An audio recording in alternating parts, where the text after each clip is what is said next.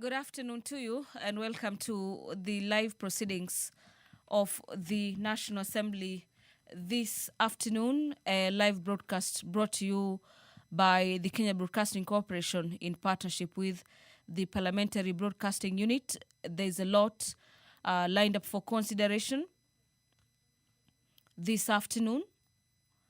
And in the highlights in the order of business this afternoon, the National Assembly will be having the Public Finance Management Amendment Bill number 17 of the year 2025 lined up for first reading. This is a bill by the leader of the majority party, and the purpose of the principle, the Public Finance Management Bill of the year 2025 being an amendment bill to the already existing Act on Public Finance Management, is a bill that is seeking to amend the Public Finance Management Act in order to ensure that there shall be no duplication in management of additional allocations, and this is through the intergovernmental agreements.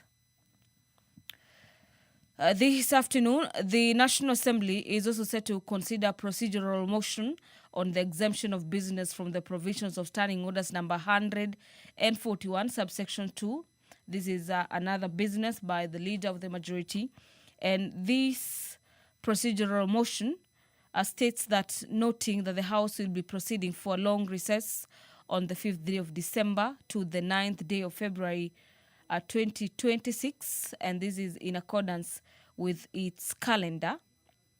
The leader of the majority is taking cognizance of the implications of the provisions of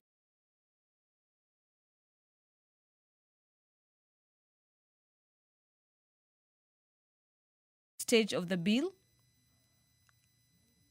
and now therefore pass on to the provisions of Standing Orders number 256, being the exemption of business from the standing orders. The House resolves to exempt a number of bills from that standing order, Standing Orders number 141, subsection 2,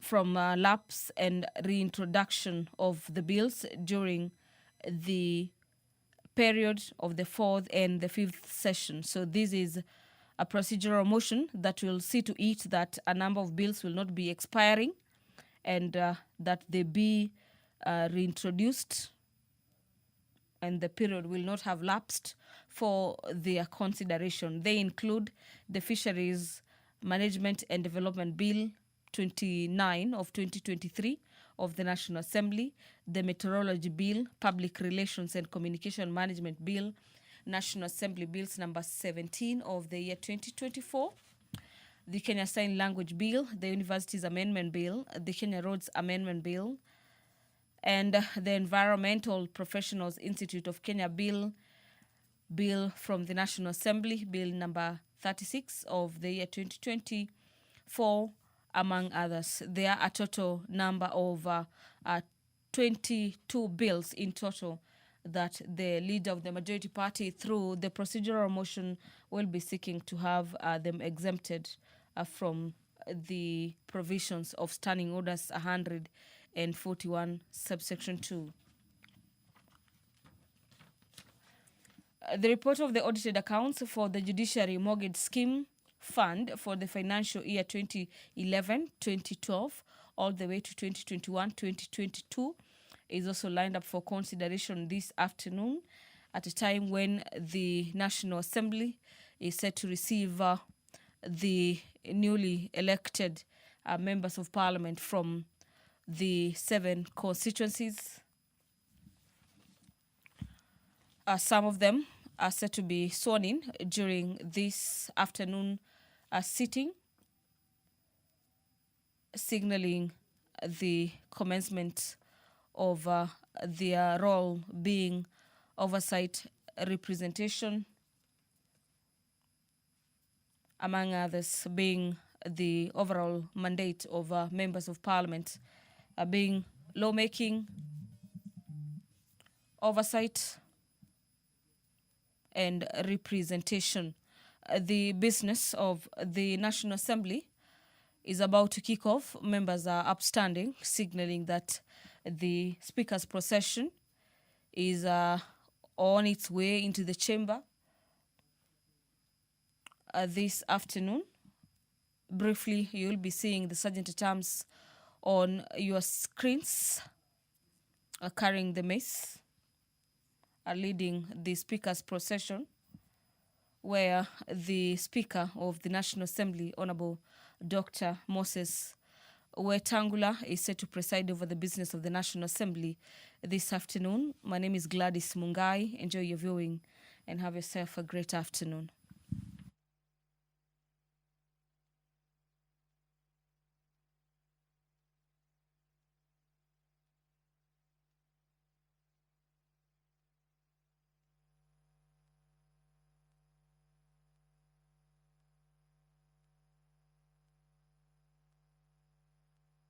Ustawi wa jamii na utawala wa haki wa wanadamu.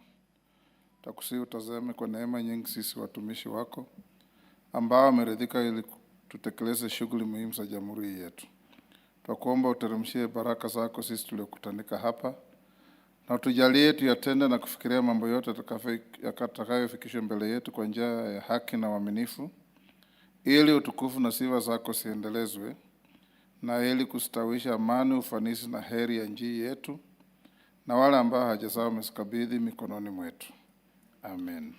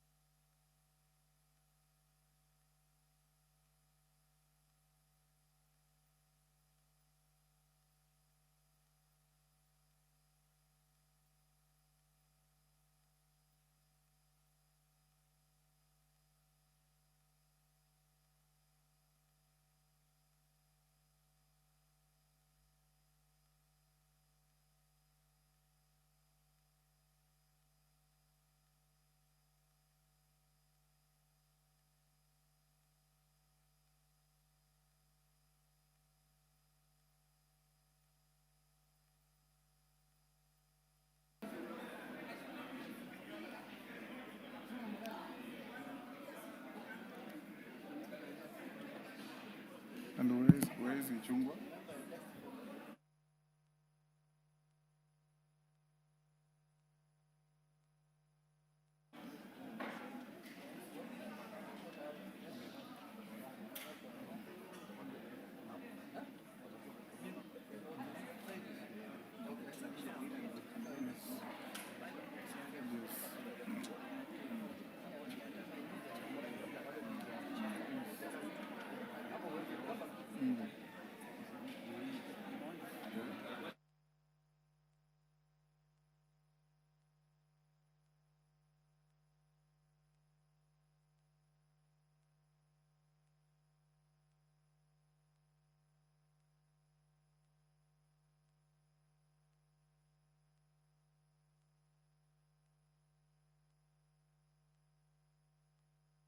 Order. We have quorum to transact business. Clerk. Order number 1, administration of oath. Order, take your seats.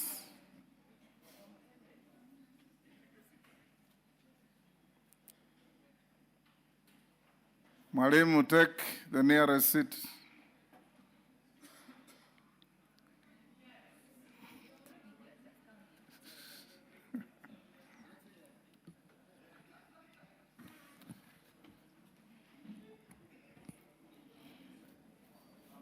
Honorable members, as this House is aware, order. As this House is aware, by-elections were successfully conducted on 27th November 2025 in the constituencies of Magarini, Banisa, Kasipul, Malava, Mbere North, and Ugunja. The Independent Electoral and Boundaries Commission, IEBC, has declared the results, issued certificates to the winners, and gazetted the members-elect via Gazette Notice number 17611 of 1st December 2025. On behalf of the House and on my own behalf, I extend warm congratulations to the 6 members-elect for earning the confidence of their respective electorates and for the privilege of joining this august House as representatives of the people. This morning, in keeping with the established practice, the clerk organized an orientation session for the members-elect. The session provided them with an overview of parliamentary services and essential administrative information to facilitate their transition into legislative duties. To ensure seamless onboarding, I have directed the Office of the Clerk to organize a comprehensive induction program for the 6 newly elected members, together with the Honorable Kipchumba Harold Kimuge, MP nominated, who recently took the oath of office. The induction workshop is scheduled for 8th to 9th December 2025. The venue will be communicated in due course. With respect to today's swearing-in ceremony, honorable members, it will be proceeding as follows in accordance with the traditions and standing orders of the House. We shall commence with the member-elect for Magarini constituency, the Honorable Harrison Garama Kombe, whose swearing-in will take precedence since he is returning to the House after a previous tenure. Thereafter, the remaining members-elect will take their oath or affirmation in alphabetical order of constituencies as provided under Standing Order 3.3 and reflected in the division list. The sequence will therefore be as follows: Banisa constituency, Kasipul constituency, Malava constituency, Mbere North constituency, and Ugunja constituency. Honorable members, to maintain order and decorum during the ceremony, I direct that each member-elect shall be escorted by only 2 members of the House when proceeding to the oath or affirmation. I am notified that, as usual, the leadership has nominated the escorts of honor for the honorable members-elect. After subscribing to the oath or affirmation, the members shall proceed to my left to sign the oath book, witnessed by the 2 escorting members. In addition, at the request of both the leader of the majority party and the leader of the minority party, I am pleased to grant the House 45 minutes immediately upon the conclusion of the swearing-in ceremony for honorable members to extend their formal welcome and congratulations to your colleagues. I also wish to recognize the presence of distinguished friends of the members-elect, who include the Honorable Cecil Mbarire, Governor of Embu County in the Speaker's role, and CS for Public Service, the Honorable Ruku. Finally, honorable members, allow me to once again. Yes, I can see the Honorable Governor for Mombasa, Abdul Swamad, the Honorable Gideon Mungaro, Governor for Kilifi, I say retired Justice Madzayo, Senator and Minority Leader in the Senate, and P.S. Fikirini of Youth and Sports. Finally, honorable members, allow me to once again to warmly welcome your new colleagues to the National Assembly. I wish them a fruitful, productive, and impactful tenure as they serve the great people of Kenya. I thank you. Members at the bar, take your seats quickly. Yes, Minority Leader.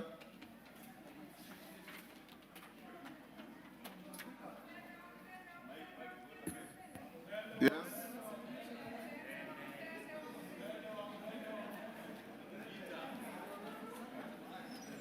Yes, Junet. Mr. Speaker, in line with your communication, Mr. Speaker, you have communicated that we are going to have 45 minutes to congratulate the new elected members, Mr. Speaker. Mr. Speaker, I wanted to seek your indulgence because that exercise that happened last week was a mini election, Mr. Speaker, and it was very important to the country. So, Mr. Speaker, I'm seeking your indulgence that you extend the time to 2 hours so that we can ventilate this matter, Mr. Speaker, properly, because, Mr. Speaker, this was a very, very important. And you remember it took long before the exercise happened, Mr. Speaker. IEBC was not constituted in time, so there was a lot of delay. And, Mr. Speaker, the election was not an easy one for some places, Mr. Speaker. And big people were defeated, Mr. Speaker. People who we sacked in this House and others, Mr. Speaker. So we want to ventilate, Mr. Speaker. Give us 2 hours minimum, Mr. Speaker. 2 hours. Thank you, Honorable Junet. Your request is declined. This is the last week before we go to the long recess, and I want to give you time to clear pending business. As to whether it will be 1 hour or not, I'll see as you progress. After we finish, I'll give the Majority Leader 5 minutes, the Minority Leader 5 minutes. Anybody else, I'll pick 2 minutes. Clerk, you may proceed. Magarini Kombe Harrison Garama.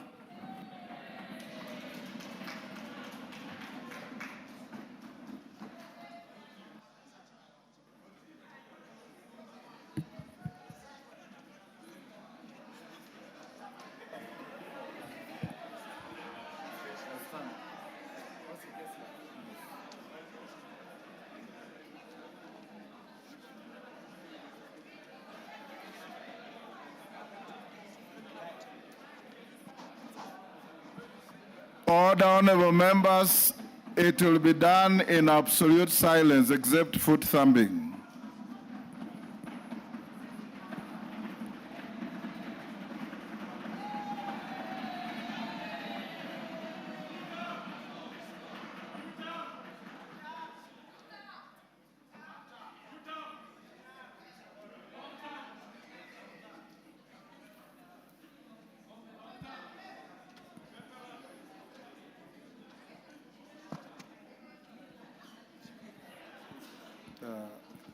Bible or Quran? Okay. Go ahead, Junet. Mr. Speaker, I beg to introduce to you the member-elect for Magarini constituency, Honorable Kombe Harrison Garama. Bible or Quran?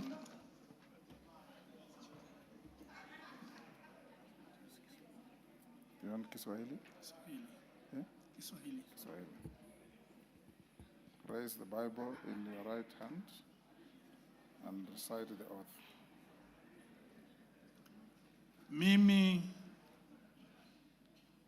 Harrison Garama Kombe nikiwa nimechaguliwa kama mjumbe katika bunge la taifa, na hapa kwa jina la Mwenyezi Mungu kwamba nitakuwa mwaminifu na mtiifu kwa watu wa Jamhuri ya Kenya kwamba nitatii, nitaheshimu, nitatetea, nitatunza, nitahifadhi na kulinda katiba ya Jamhuri ya Kenya, na kwamba nitayatekeleza majukumu yangu ya ubunge kwa uaminifu na kwa uangalifu.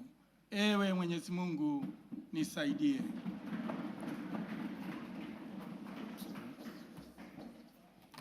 Congratulations. Thank you so much. You may proceed to sign the oath.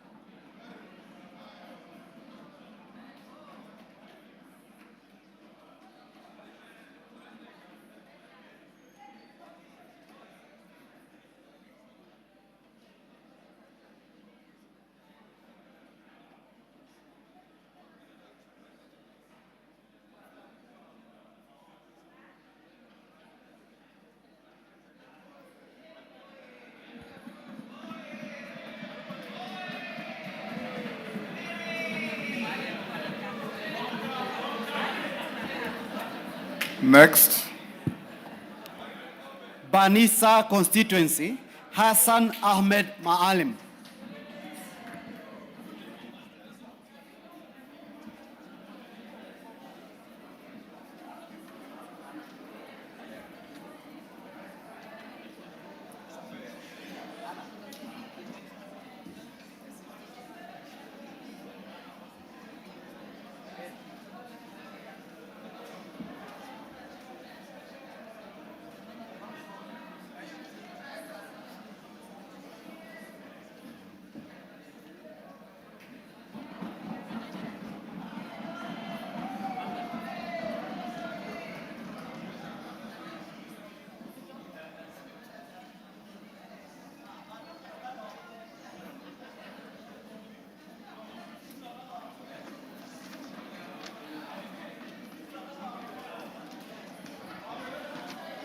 The Bible, the Quran.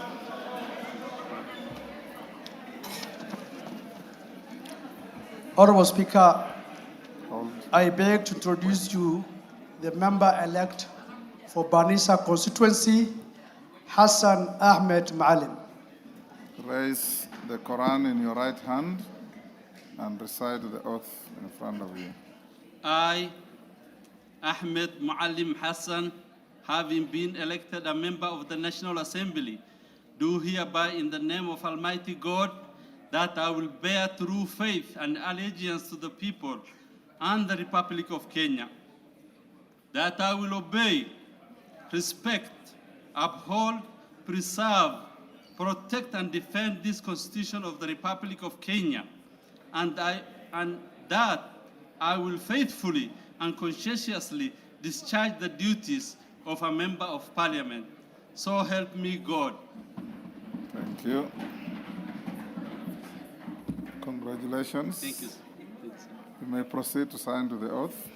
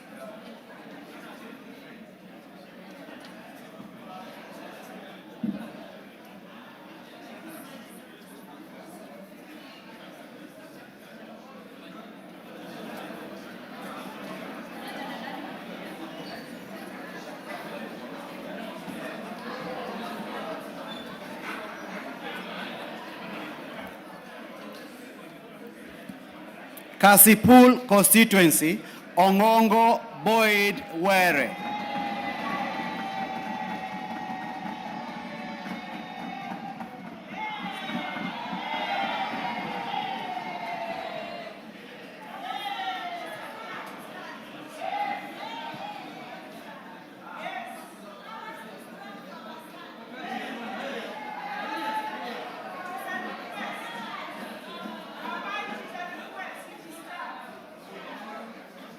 Order, take your seats. You're out of order.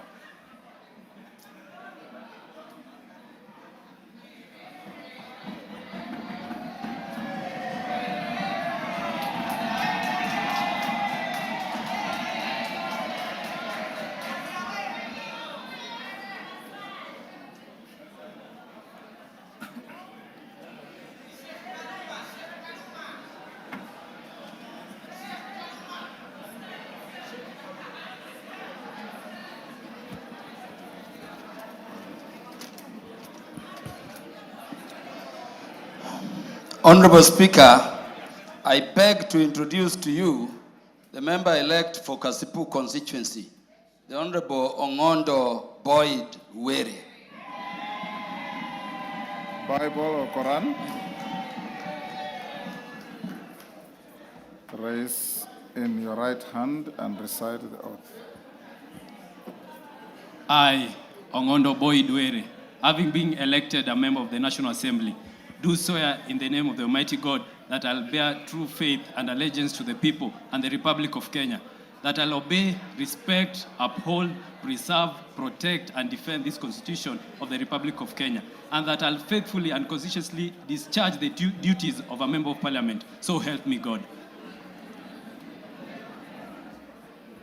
Congratulations.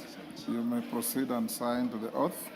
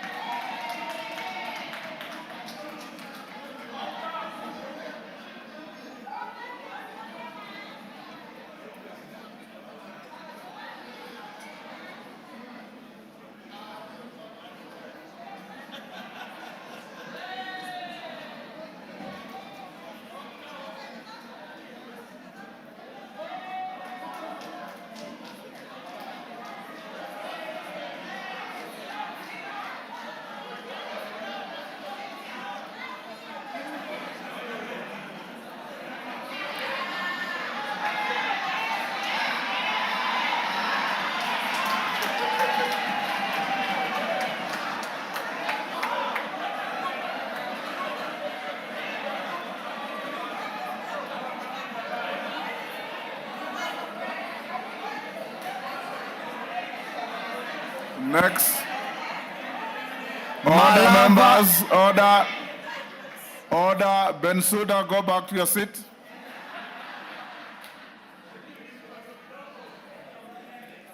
Clerk, proceed. Malava constituency, Ndakoa David Adman.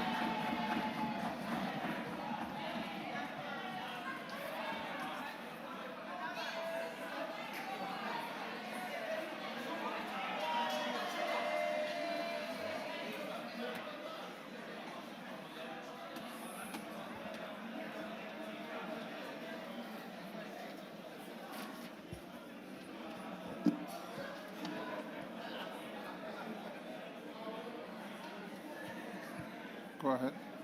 Honorable Speaker, I beg to introduce to you the member-elect for Malava constituency, Ndakwa David Athman. Bible or Quran? Raise your right hand and recite the oath.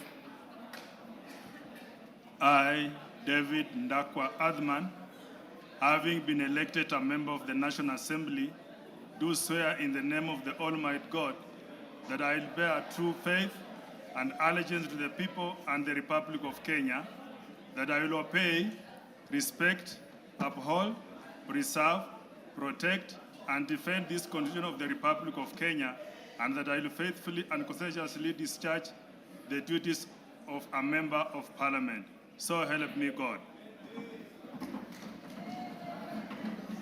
Congratulations. Thank you, sir. You may proceed and sign to the oath of office.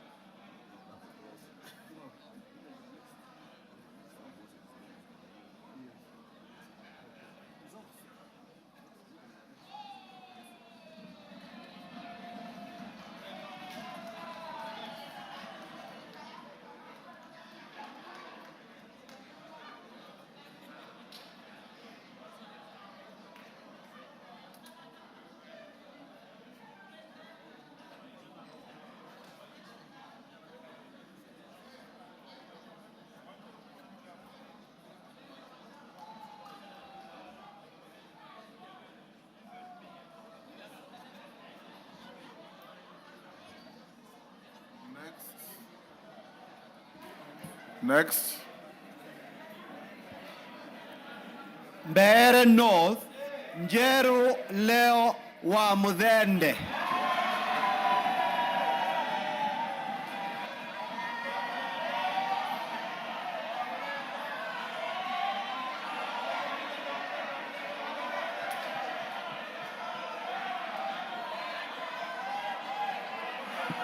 Order.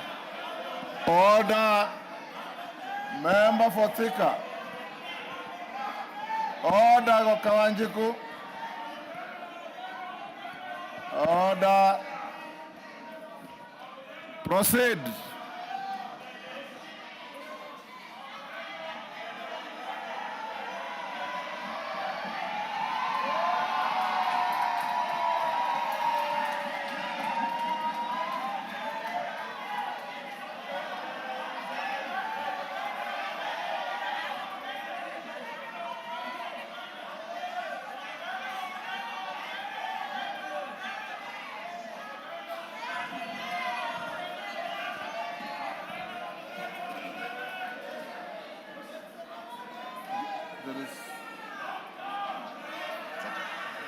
Honorable Speaker,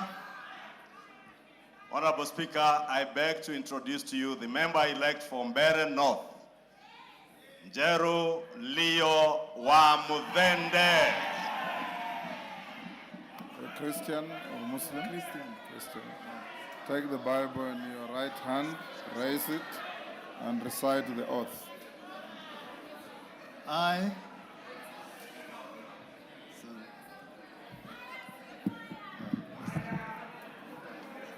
I, Njeru Leo wa Muthende, having been elected a member of the National Assembly, do swear in the name of the Almighty God that I will bear true faith and allegiance to the people and the Republic of Kenya, that I will obey, respect, uphold, preserve, protect, and defend this Constitution of the Republic of Kenya, and that I will faithfully and conscientiously discharge the duties of a member of Parliament, so help me God. Congratulations. You may proceed to sign to your oath of office.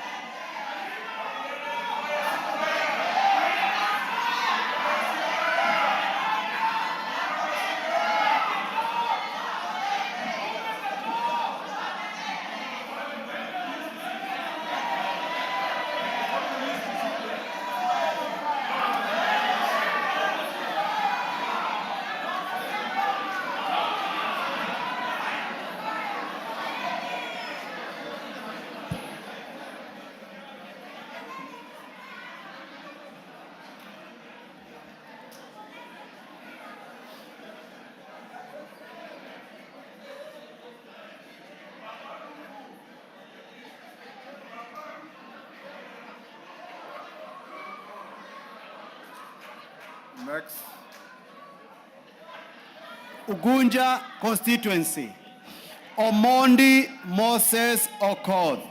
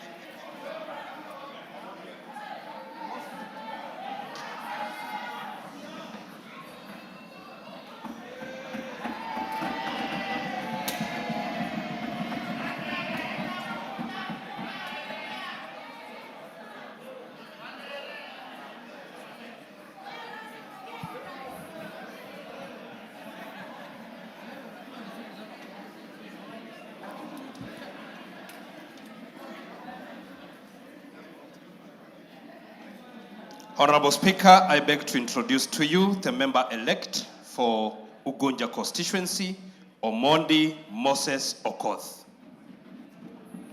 Bible or Quran? Raise the Bible in your right hand and recite the oath. I, Omondi Moses Okoth, having been elected a member of the National Assembly, do swear in the name of the Almighty God that I will bear true faith and allegiance to the people and the Republic of Kenya, that I will obey, respect, uphold, preserve, protect, and defend this Constitution of the Republic of Kenya, and that I will faithfully and conscientiously discharge the duties of the Member of Parliament. So help me God. Thank you. Congratulations. You may proceed to sign your oath of office.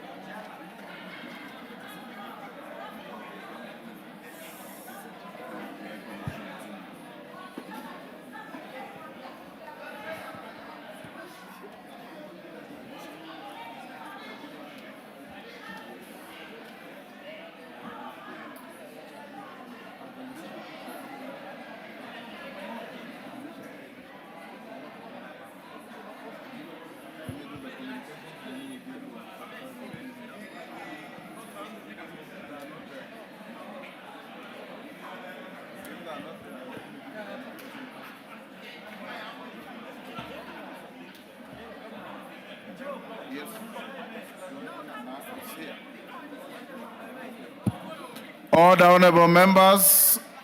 Order. That concludes the swearing in of your 6 new colleagues. We'll now dispose of one short communication, then I give you the 45 minutes. Order number 2, communication from the chair.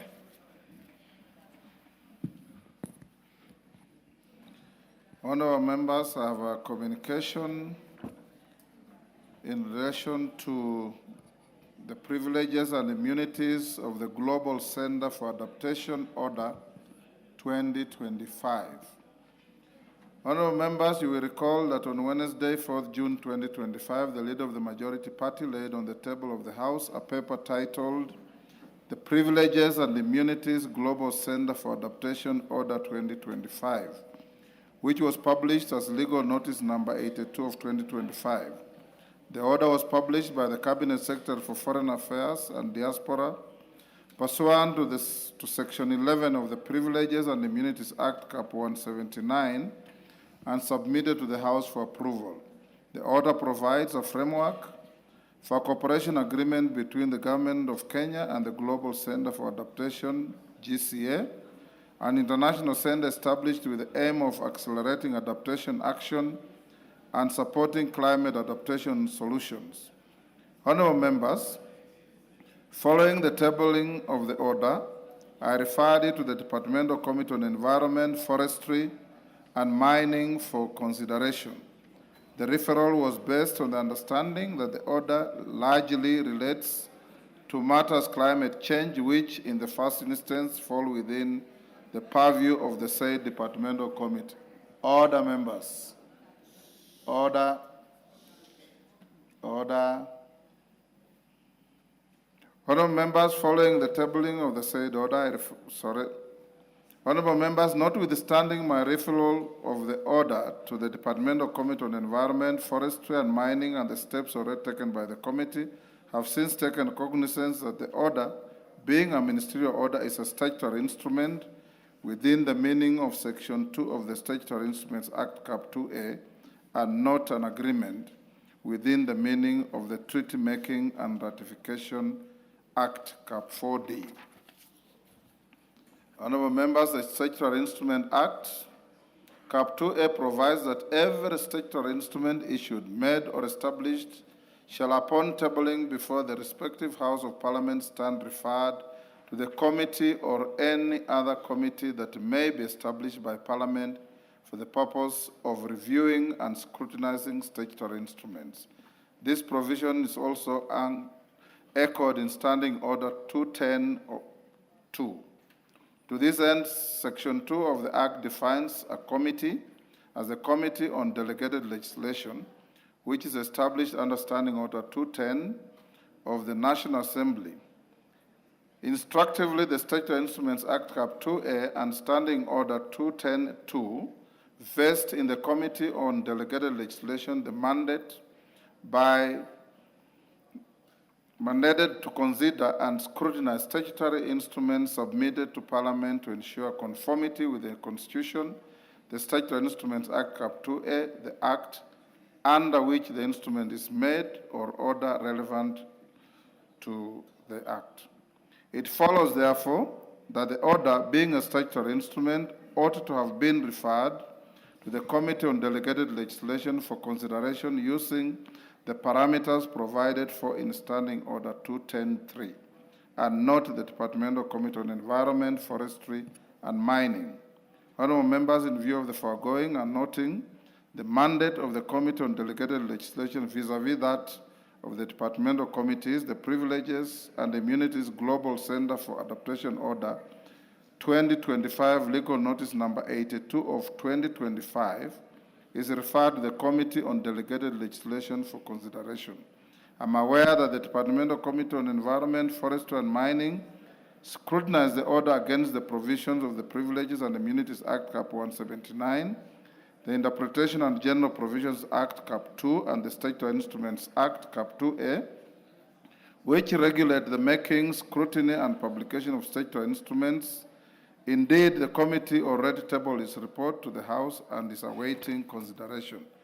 That notwithstanding, honorable members, I hereby direct as follows: that pursuant to Section 12(1) of the Statutory Instruments Act, Cap 2A, and Standing Order 210-2, the Privileges and Immunities Global Center for Adaptation Order 2025, published as legal notice number 82 of 2025, now stands referred to the Committee on Delegated Legislation for scrutiny. That to allow the Committee on Delegated Legislation to deal independently, the motion on consideration of the report of the Departmental Committee on Environment, Forestry, and Mining on the matter is hereby stood down. And 3, that the Committee on Delegated Legislation is expected to expeditiously consider the order and submit its report as soon as practicable to enable the House to consider the matter within the prescribed timelines of 28 days, whose counting now commences today. The House is accordingly guided. Next, we go back to order number 1. Majority Leader, 5 minutes. Thank you, Honorable Speaker. Honorable Speaker, allow me to congratulate the members-elect, the Honorable Kombe Harrison, who has been with us here before and who makes his comeback after a petition that had sent him packing, but is now back. Welcome back, Honorable Kombe. The new member for Banisa, the Honorable Hassan Ahmed Maalim, the Honorable Boyd Were, the Honorable Ndakwa David, the Honorable Leo Wamudende, and of course, the Honorable Moses Okoth, aka Randere. Honorable Speaker, allow me, as I congratulate these members-elect, to also congratulate their competitors who put up a gallant fight. And, Honorable Speaker, they put up a gallant fight, but for these ones who eventually succeeded, Honorable Speaker, we must congratulate them and say this is a win, not just for these members of parliament, but also for the people of the constituencies that they now come to represent in the National Assembly. Honorable Speaker, these by-elections were a mini general election with 7 parliamentary seats and a couple of county assembly seats, Honorable Speaker. These by-elections indeed were a mini general election. And Honorable Speaker, the win that was seen by the broad-based government tells you, Honorable Speaker, that indeed we are not only broadening the base, but this is the future of this nation. It is also a vindication, Honorable Speaker, of those of us who truly believe in the politics that unites all the people of Kenya. And Honorable Speaker, those that have been preaching ethnicity, those, Honorable Yes, Speaker... order. Les KJ, what is out of order? Give him the mic. Honorable Speaker, while I may not be intent on interrupting what the leader of You have majority already is saying, interrupted him. Just because he's go doing on. very serious business, Yes. Mr. Speaker, I'd wanted you to take notice that the matters that are prosecuted on the floor of the House only belong to the House. And Mr. Speaker, this afternoon, conspicuously, we are missing members of parliament from what is being called the united opposition. And we can see broad-based are here representing their people, Mr. Speaker. Mr. Speaker, you have on occasion said that the matters of parliament should not be prosecuted at weddings and funerals, Mr. Speaker. I wanted to ask, Mr. Speaker, if it is in order for this very important business to be absconded by members of parliament who have been given the permission and the mandate to represent their people on the floor of the House, Mr. Speaker. Order. So kindly take some legislative notice of the absence of the united opposition, Mr. Order, Speaker. KJ, you are out of order. There is no evidence before this House that anybody is prosecuting any matter before a funeral. Thank you, Honorable Speaker. I hope you spare me that 1 minute. But also to inform the Honorable KJ that in this country there is nothing like a united opposition. What I actually see is a very disunited opposition. Disunited, colorless, rudderless, clueless, visionless, planless, and that is how they lost these by-elections, Honorable Speaker. Honorable Speaker, only yesterday, on Sunday, I heard one of them saying that they had agreed with another one on how they would share positions in Nairobi County, as if Nairobi County belongs to you. Nairobi County belongs to the people of Nairobi, and it is the people of Nairobi who will decide who will be their members of parliament, their governor, their senator, their women rep. But unfortunately, Honorable Speaker, yesterday, I heard the former Vice President, Honorable Kalonzo Musyoka, a man I truly respect, assert that indeed, truly, the truthful liar was actually lying in church. And you know, Honorable Speaker, I am ashamed, because I am a member of the Presbyterian Church, that this truthful liar has been lying on the pulpit in the Presbyterian Church of East Africa, where I am a member. And I must thank the Honorable Kalonzo Musyoka for putting the record straight that that truthful liar was lying at PCA Kariobangi. Honorable Speaker, I was saying these by-election results are a vindication of those of us who believe in a united country, those of us who believe in the politics of progress, those of us who believe that this country can indeed transform from a third world to a first world country. Honorable Speaker, we are vindicated by the people of Kenya in these by-elections, Honorable Speaker. Honorable Speaker, I must express my regret that, Honorable Speaker, those who do not believe in democracy attempted to use violence from Kasipul to Mbeere North. We saw the unfortunate incident, Honorable Speaker, where a former Speaker of this House attempted to box a young hustler just on the basis that they had refused to vote for a man who was playing a guitar by the roadside, Honorable Speaker. And the people of Mbeere North, Honorable Speaker, as I promised them last week when we closed our campaign, that on Tuesday, following the elections of Thursday, I would hold the Honorable Leo Wamuthende's hand and introduce him to you as the member-elect from Mbeere North. I thank God that I had that opportunity today to introduce the new member of parliament from Mbeere North, the indomitable Leo Wamuthende. And Honorable Speaker, there is a good man, a chair of one of the clans in Mbeere North, Honorable Speaker. I do not want to name the clan, Honorable Speaker, but he called me last night and he told me in Swahili that ya ukweli Wamuthende amemuonyesha Wamunyoo moto. Loosely translated is that Wamuthende has shown Wamunyoo fire. And indeed, Wamunyoo has seen fire. He has seen fire. Fire. He has seen fire. And the fire that they have seen is just a tip on the iceberg. I will conclude, Honorable Speaker, by saying those who remain to be planless, those who the President has told us have only three things: that Kasongo, one term, and must go. This is notice that has been served to them, as the President told them, that if you continue with your retrogressive and backward ethnic-based politics, politics that has no vision, has no plan for the people of Kenya, 2027 is nigh, and you will see fire once again. Thank you, Honorable Speaker, and I beg to welcome all these members and ask them to serve with dedication and commitment their constituents for these 2 years that they'll be serving in the House, Honorable Speaker, and we welcome them to the National Assembly, and we will work with them irrespective of whichever party you have been elected on.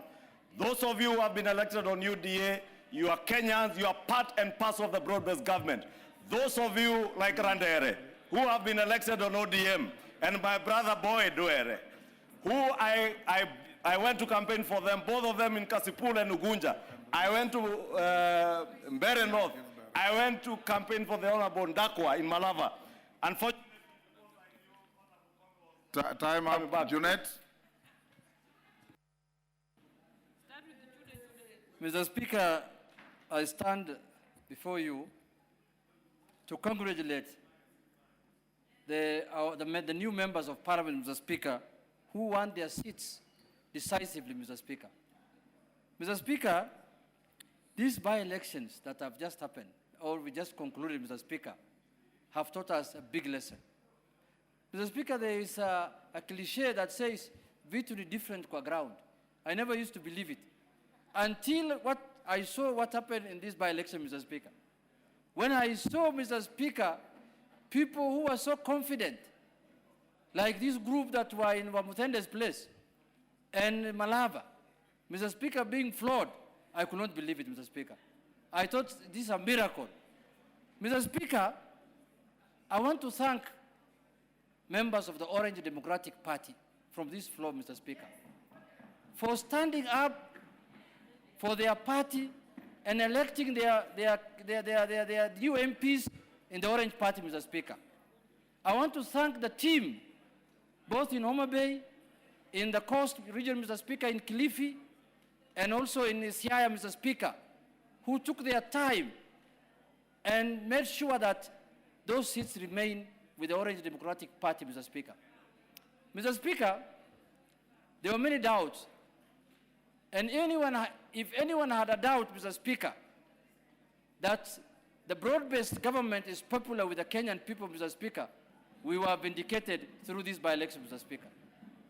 Mr. Speaker, when I saw Honorable Ishungwa and my friend Aaron campaigning in Homa Bay, in Siaya, Mr. Speaker, that's when I believe that Kenyans want unity. Kenyans are not interested in divisive politics, Mr. Speaker. Mr. Speaker, you know, we were in the opposition for long. Even now, that Kasumba has not left us, Mr. Speaker. But Mr. Speaker, I came to realize that doing press conferences in Nairobi alone every morning is not good enough. It's not good enough. You have to go to the ground and talk to the people. If you do even 100 press conferences in a day in Nairobi, Mr. Speaker, it looks like that message never reaches the ground, Mr. Speaker. It is better you go and speak to the people on the ground. But what has shocked me in this by-election, Mr. Speaker, you know, when you serve in a very high office like the one you are serving as a Speaker, the office of the President, office of the Chief Justice, and office of the Speaker, Mr. Speaker, who are leaders of arms of government, when you retire from that office, Mr. Speaker, you are supposed to retire with dignity. Mr. Speaker, I was very shocked and sorry to see my former boss here and the former Speaker fighting a young man. Mr. Speaker, you know, those are things you leave for your PA and other small people to deal with, Mr. Speaker. Mr. Speaker, how can you be, honestly, even that young man should have just told the Speaker, no, please, let us not fight. You can send somebody else. Mr. Speaker, when you retire from a high office, like the office of the Speaker, you should be able to carry yourself with humility, dignity, because you are a senior member of this society called Kenya. You know, when I see the former Chief Justice sometimes campaigning, I just look at, and then he's addressing 10 people. Mr. Speaker, I feel petty for him, Mr. Speaker. I say, this is not the way a former state officer at the level of Chief Justice should retire. But Mr. Speaker, this election that has just happened, these by-elections that have just been concluded, Mr. Speaker, have confirmed also that in 2027, God willing, because we sat down as a team and we agreed that ODM is going to field in Ugunja, Magarini, and Kasipul. And UDA will field in Banisa, and Mbeere, and Malava. We agreed as parties under the broad-based. I can see if we maintain this formula, 2027 will be a walk in the park. Mr. Speaker, the former Deputy President that we sacked here, I think he needs to go back to the drawing board and go and now become a village elder in Madira. Because, Mr. Speaker, he has spoken all divisive politics in this country and Kenyans have refused to listen to him. Kenyans have completely refused to listen to him, and Kenyans have told him in this election in no uncertain terms.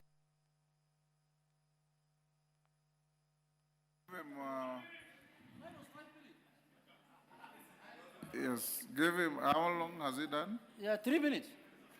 Give him 2 minutes to finish. Mr. Speaker, when I was just piercing now the real issues. So, Mr. Speaker, I was saying this election has told in a no certain terms the former Deputy President that Kenyans are tired of his divisive politics. Kenyans are tired of his tribal politics. Kenyans are tired of his shenanigans of abusing other leaders, Mr. Speaker. And Mbeere people, you are good people. They are good people. They have proved to Kenyans, that tribal politics will not work in this country at all, Mr. Speaker. So, Mr. Speaker, I am a very proud member of the broad-based government. because I can see it delivers. It is delivering elections, it is delivering development, it is delivering everything that I want them to deliver. So, Mr. Speaker, we are prepared. Hii ilikuwa tu kionjo. Hii ilikuwa kionjo. Sitaki kusema hii imeenda the way I said the other time, but hii ilikuwa kionjo. This is kionjo. The real deal is coming.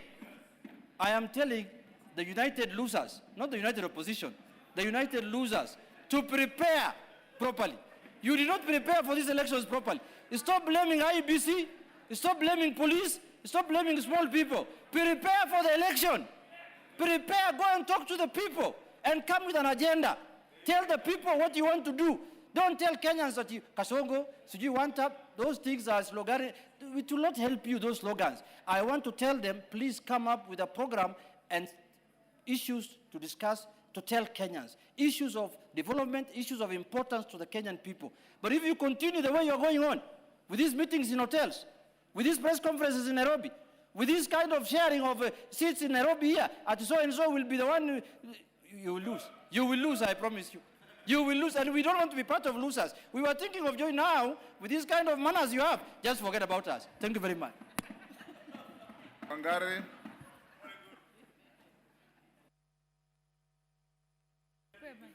Remember the rest, you have 2 minutes each. If you can take 1 minute, the better. Asante sana Bwana Spika, pia mimi naunga mkono kwa kuwapa hongera hawa wenzetu ambao wameweza kujiunga na kuwa wawakilishi wa maeneo bunge mbalimbali. Na Bwana Spika, niwakaribishe hawa watano ambao wameingia hapa kwa mara ya kwanza, na pia Mheshimiwa Harrison ambaye ameweza kurejea tena. Na Bwana Spika, najua mambo mengi yamesemwa, lakini nitasema mambo mawili sababu muda ni mchache. Na niseme Bwana Spika, jambo ambalo tumeweza kujifunza kwanza, tume huru ya uchaguzi. Sisi kama nchi ni vibaya sana kukua tuko na eneo bunge ambalo limeweza kukaa zaidi ya miaka 2 bila kukua na mwakilishi kwenye nyumba hili Bwana Spika. Nafikiri ni vizuri tusome kwamba tukiendelea hapo mbeleni na usoni Bwana Spika, kila saa kuwe kuna tume ya uchaguzi ambayo imewekwa pale. Kukitokea uchaguzi kama huu inaweza kufanya. Bwana Spika, jambo lingine ambalo ningependa kusoma kutoka na uchaguzi huu ni kwamba tume huru ya uchaguzi Bwana Spika iko na jukumu sio tu la kufanya uchaguzi, lakini iko na jukumu Bwana Spika ya kuelimisha umma mambo ambayo yanafaa kujulikana, haswa mambo ya pia umuhimu wa kupiga kura. Nimesema hivyo sababu Bwana Spika, ukiangalia asilimia ya wapiga kura ambao waliweza kupiga kura, unapata kwamba ni kama asilimia 60 ambao waliweza kujitokeza. Na Bwana Spika, mambo ya uchaguzi ni mambo ya kitaifa na tunafaa kufuata kama haki yetu ya kikatiba, na ni vizuri tukielekea hata kwa uchaguzi ambao tunaangalia mwaka wa 2027, tume huru ya uchaguzi ikuwe imefanya mambo ya kuelimisha umma, mambo ya vurugu, mambo ya fujo ikuwe inachukuliwa hatua kama inavyofaa, sababu mambo tuliyoona wakati wa uchaguzi huu hayakuwa sawa. Mambo ya kutumia vurugu, kupiga watu sio haki, sababu watu wanafaa kutokea wapige kura na waende nyumbani. Hata hivyo tunasema kongole kwa wale ambao wame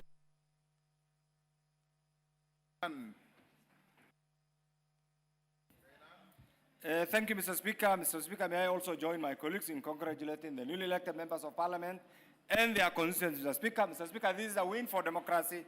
This is a win for civility. This is a win for the rule of law. And Mr. Speaker, this is a win for adherence to our Constitution. Mr. Speaker, it also demonstrates that in a modern day Kenya, there's no room for goonism, there's no room for anarchy, there's no room for violence, Mr. Speaker, and this cannot be a substitute for democracy, Mr. Speaker. Mr. Speaker, this also clearly demonstrates that the broad-based government, Mr. Speaker, has brought together, has clearly demonstrated and brought out the face of Kenya, and proper planning means good results. Just like Honorable Junet had said, there's need to plan properly for elections so that you have good results, desired results, Mr. Speaker, and this can only be achieved if there is peace, if there is stability, if there is progress, if there is development, if there is true adherence and fidelity to the rule of law.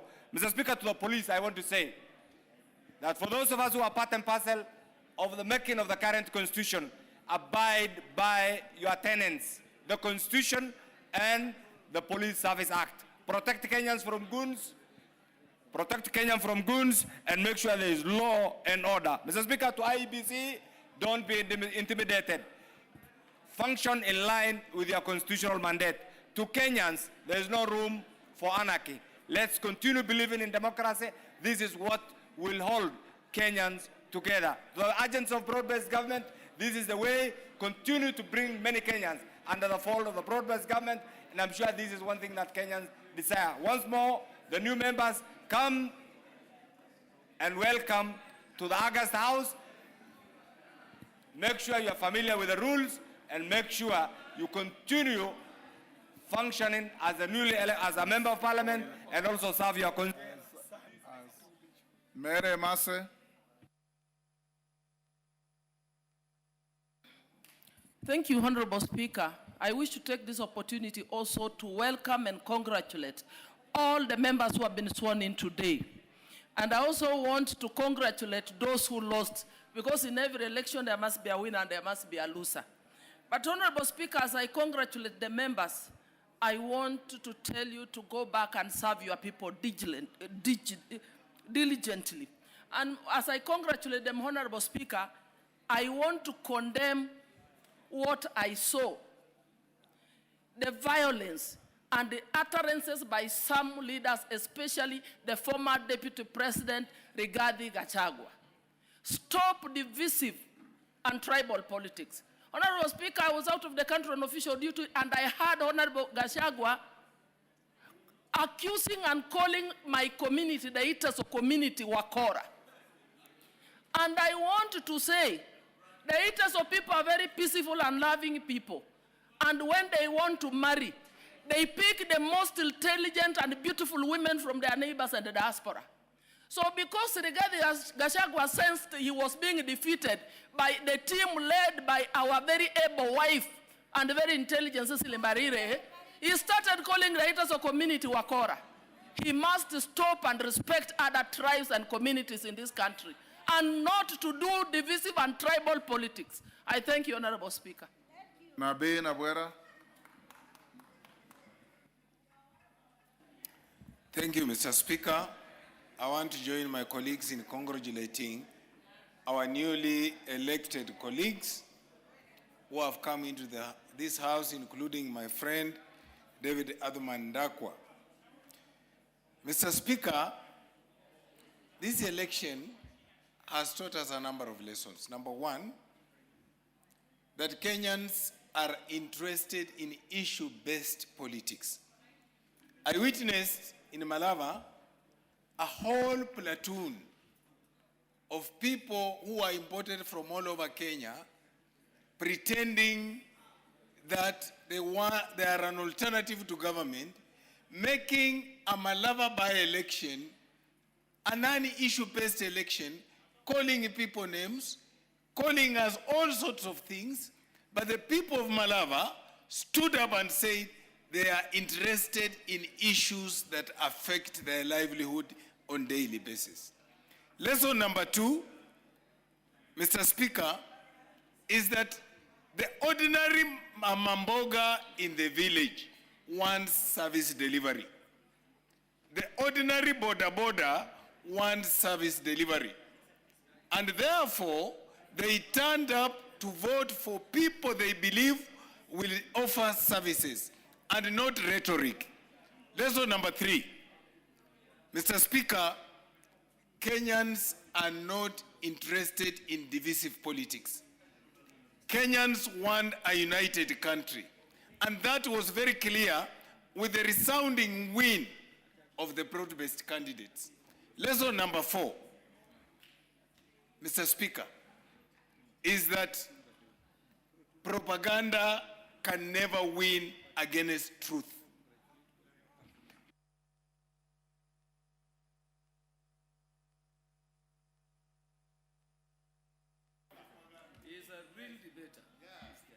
Thank you, Mr. Speaker. What we saw was that the united losers, as they have been called, introduced propaganda instead of addressing the issues that affect the public. And in this, the public was able to choose chaff wheat from chaff. And the wheat is here, the chaff remained in the street. Thank you, Mr. Speaker. Thank you, Nabi. Honorable members, before I give the next, which will be Jane Kagiri, allow me to recognize a delegation from the Kingdom of Lesotho in the Speaker's Gallery. I wish to introduce to you a delegation from the National Reforms Transitional Office of the Kingdom of Lesotho, who are seated in the Speaker's Gallery. They are Honorable Richard Ramoletsi,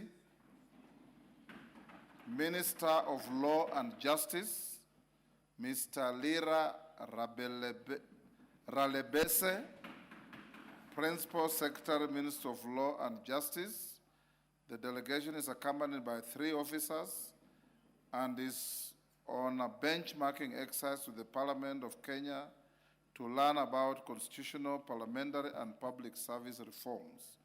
Honourable members, on my behalf and that of the National Assembly, I welcome them to Parliament and wish them fruitful engagements for the duration of their visit. I thank you. Jane Kagiri will hold your horses. Honorable Tienda Mola had asked me when I introduced this delegation to welcome them, so I'll give him 3 minutes, 1 for the delegation and 2 for the swearing in of your new colleagues. Thank you, Mr. Speaker. Mr. Speaker, allow me to congratulate our colleagues who won the elections and have been sworn in. To win these elections and be sworn in is not a mean task, and we really congratulate them. We are quite proud of them. We hope they will learn all the good things that we do, those of us who have been here, and ignore the few bad things that they might see in the few days they will be joining us before we adjourn. Mr. Speaker, allow me also on behalf of the Bunge team to invite those of them who are involved in any of the disciplines in which we participate in the Yala Games to join us. I am quite happy that the Honorable Harrison Kombe, who is also my client and who is a member of the Bunge FC team, has now joined us. The team is much stronger for that reason. I am also happy that the Honorable Moses Omondi has indicated that he will be our key striker, and from tomorrow he will be practicing with us. And I invite, on behalf of all other disciplines, that those who can join, please join in time before we go for the Yala Games. We need you. Mr. Speaker, secondly, let me announce to this House that I had the pleasure, together with Senator Catherine Muma, to meet the National Reforms Transition Office of the Kingdom of Lesotho, led by the Minister for Laws and Justice, the Honorable Richard Ramoelesi. Mr. Speaker, we were able to discuss matters of constitution making from a perspective of history of this country, because the Kingdom of Lesotho is undergoing a constitutional process, and they wish to benefit from what we were able to do.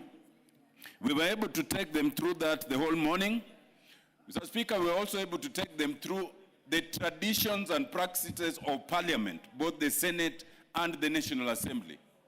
But above all, Mr. Speaker, we were able to take them through our various facilities, from the chambers of the 2 houses, to the committee rooms, to the gym, to the members' facilities, and more critically, Mr. Speaker, because they wanted to see the food that the Gen Zs came to feed on in Parliament, we were able to take them so that they have a taste of that food.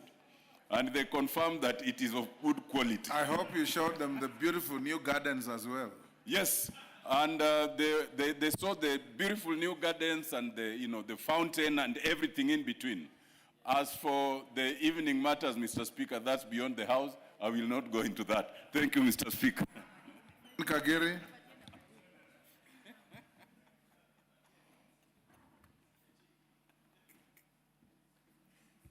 Thank you, Honorable Speaker, for giving me an opportunity to congratulate the members who have joined us today.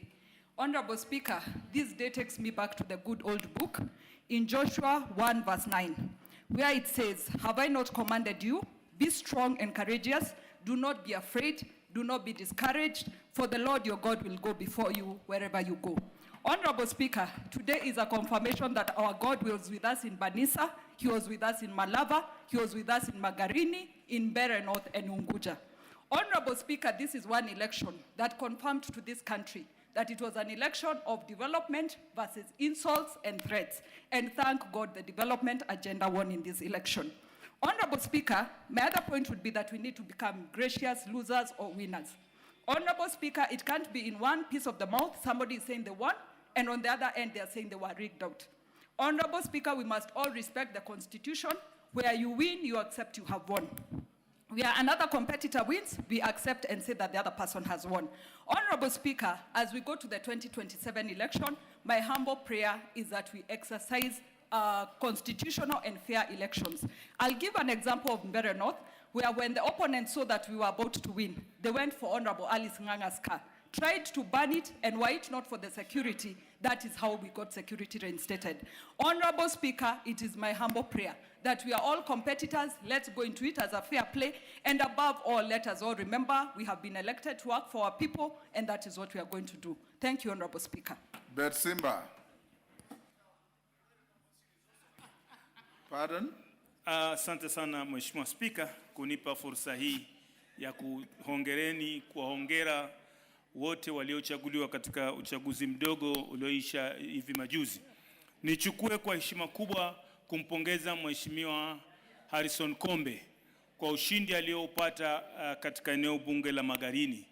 Niwapongeze wote walioshirikiana naye kufanikisha ushindi huo, akiwemo Waziri Hassan Joho, akiwemo Gavana Abdulswamad, akiwemo Mung'aro na jeshi lote la wabunge wa eneo la Pwani walishirikiana pamoja kuhakikisha kwamba tumefaulu katika uchaguzi huo.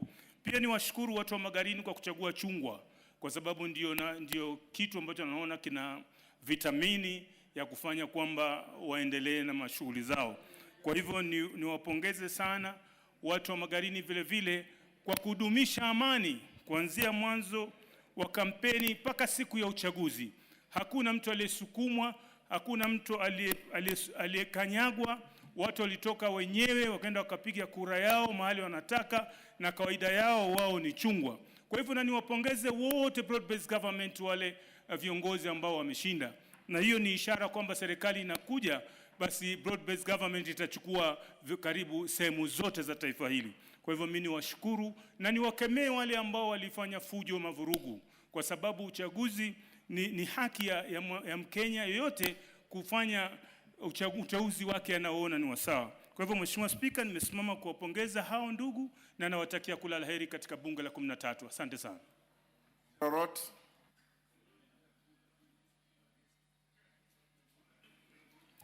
Thank you, Mr. Speaker, for giving me this opportunity to join my colleagues also in congratulating the newly elected members who have just been sworn in.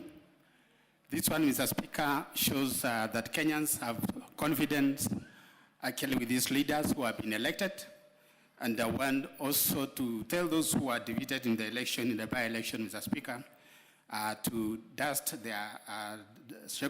shake their dust and join the rest and the leadership which have been elected, Mr. Speaker. Mr. Speaker, I want to say that this is also a sign. These are the writings on the wall to those who have been opposing, those who have been doing divisive politics, that come 2027, still Kenyans will repeat the same.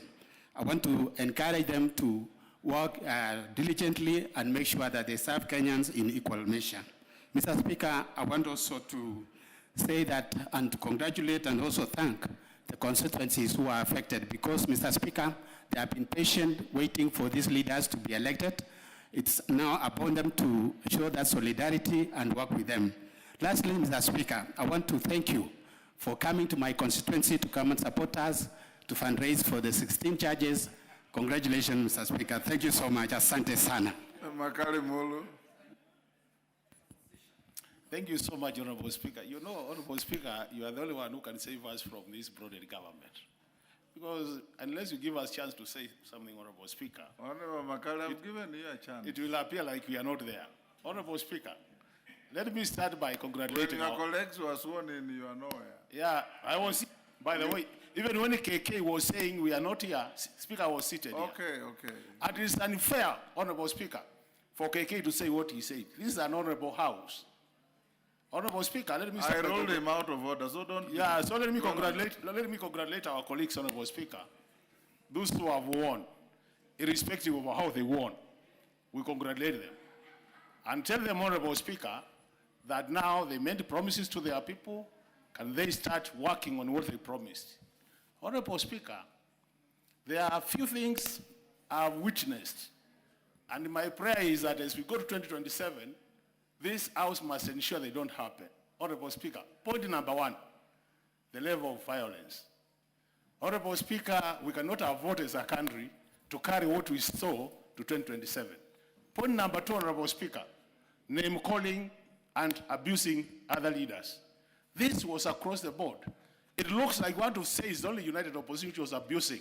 Even your side, the other side, Honorable Speaker, people were being abused, Honorable Speaker. Point number three, Honorable Speaker, is the issue of voter buying, Honorable Speaker, bribery. That we cannot carry to 2027. And as I agree, Honorable Speaker, I want to thank my colleagues because when I look at them, I see what we call the Goliath spirit in them. And I want to tell them as a believer, David was able to make sure that Goliath goes down. Can we be humble ourselves, colleagues? What we are seeing, this name calling, assuming other leaders are not there, one day you might live to regret. I submit, Honorable Speaker, and thank you so much for this opportunity, Honorable Speaker. Milemba.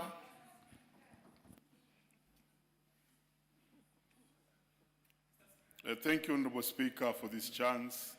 Let me congratulate the members of Parliament-elect. Boy, just marveling, just replaced the father. Welcome to Parliament. And Kombe, a seasoned parliamentarian who is back in the House. Together with Magarini and Ndakwa, who was the boy who was to make us, the people of the western part of this country, to prove that we are where we are. We are so proud of him. Together with all those who are elected, including Wamudende, because that one was a proof that the mountain is not owned by any one person. So this election was very specific, Honorable Speaker, and it was actually a vote of confidence in the broad-based government. And indeed, as you look at it, the broad-based government, the Kenyans have shown that they have a lot of confidence in it. And you can't doubt it. All the seats went to the broad-based government. And I want to thank the coalition and the working partnership. I saw our leadership of ODM led by Chair Shinali and others work so closely in Malava, and that was magic. And as we move forward, we want to ask those members who have been elected to work for the people so that when it comes to 2027, we again make it, they make it, and the broad-based government has its day. Thank you, Honorable Speaker, for this chance. Millie Odhiambo. Thank you, Mr. Speaker, for giving me this opportunity. Let me join the other members in congratulating all those who have been elected, and especially Mr. Speaker Boyd Were, specifically because of the circumstances under which their father died, and for those who may have been involved in his killing, some hoping that then they would inherit the seat. It is actually good that Boyd won.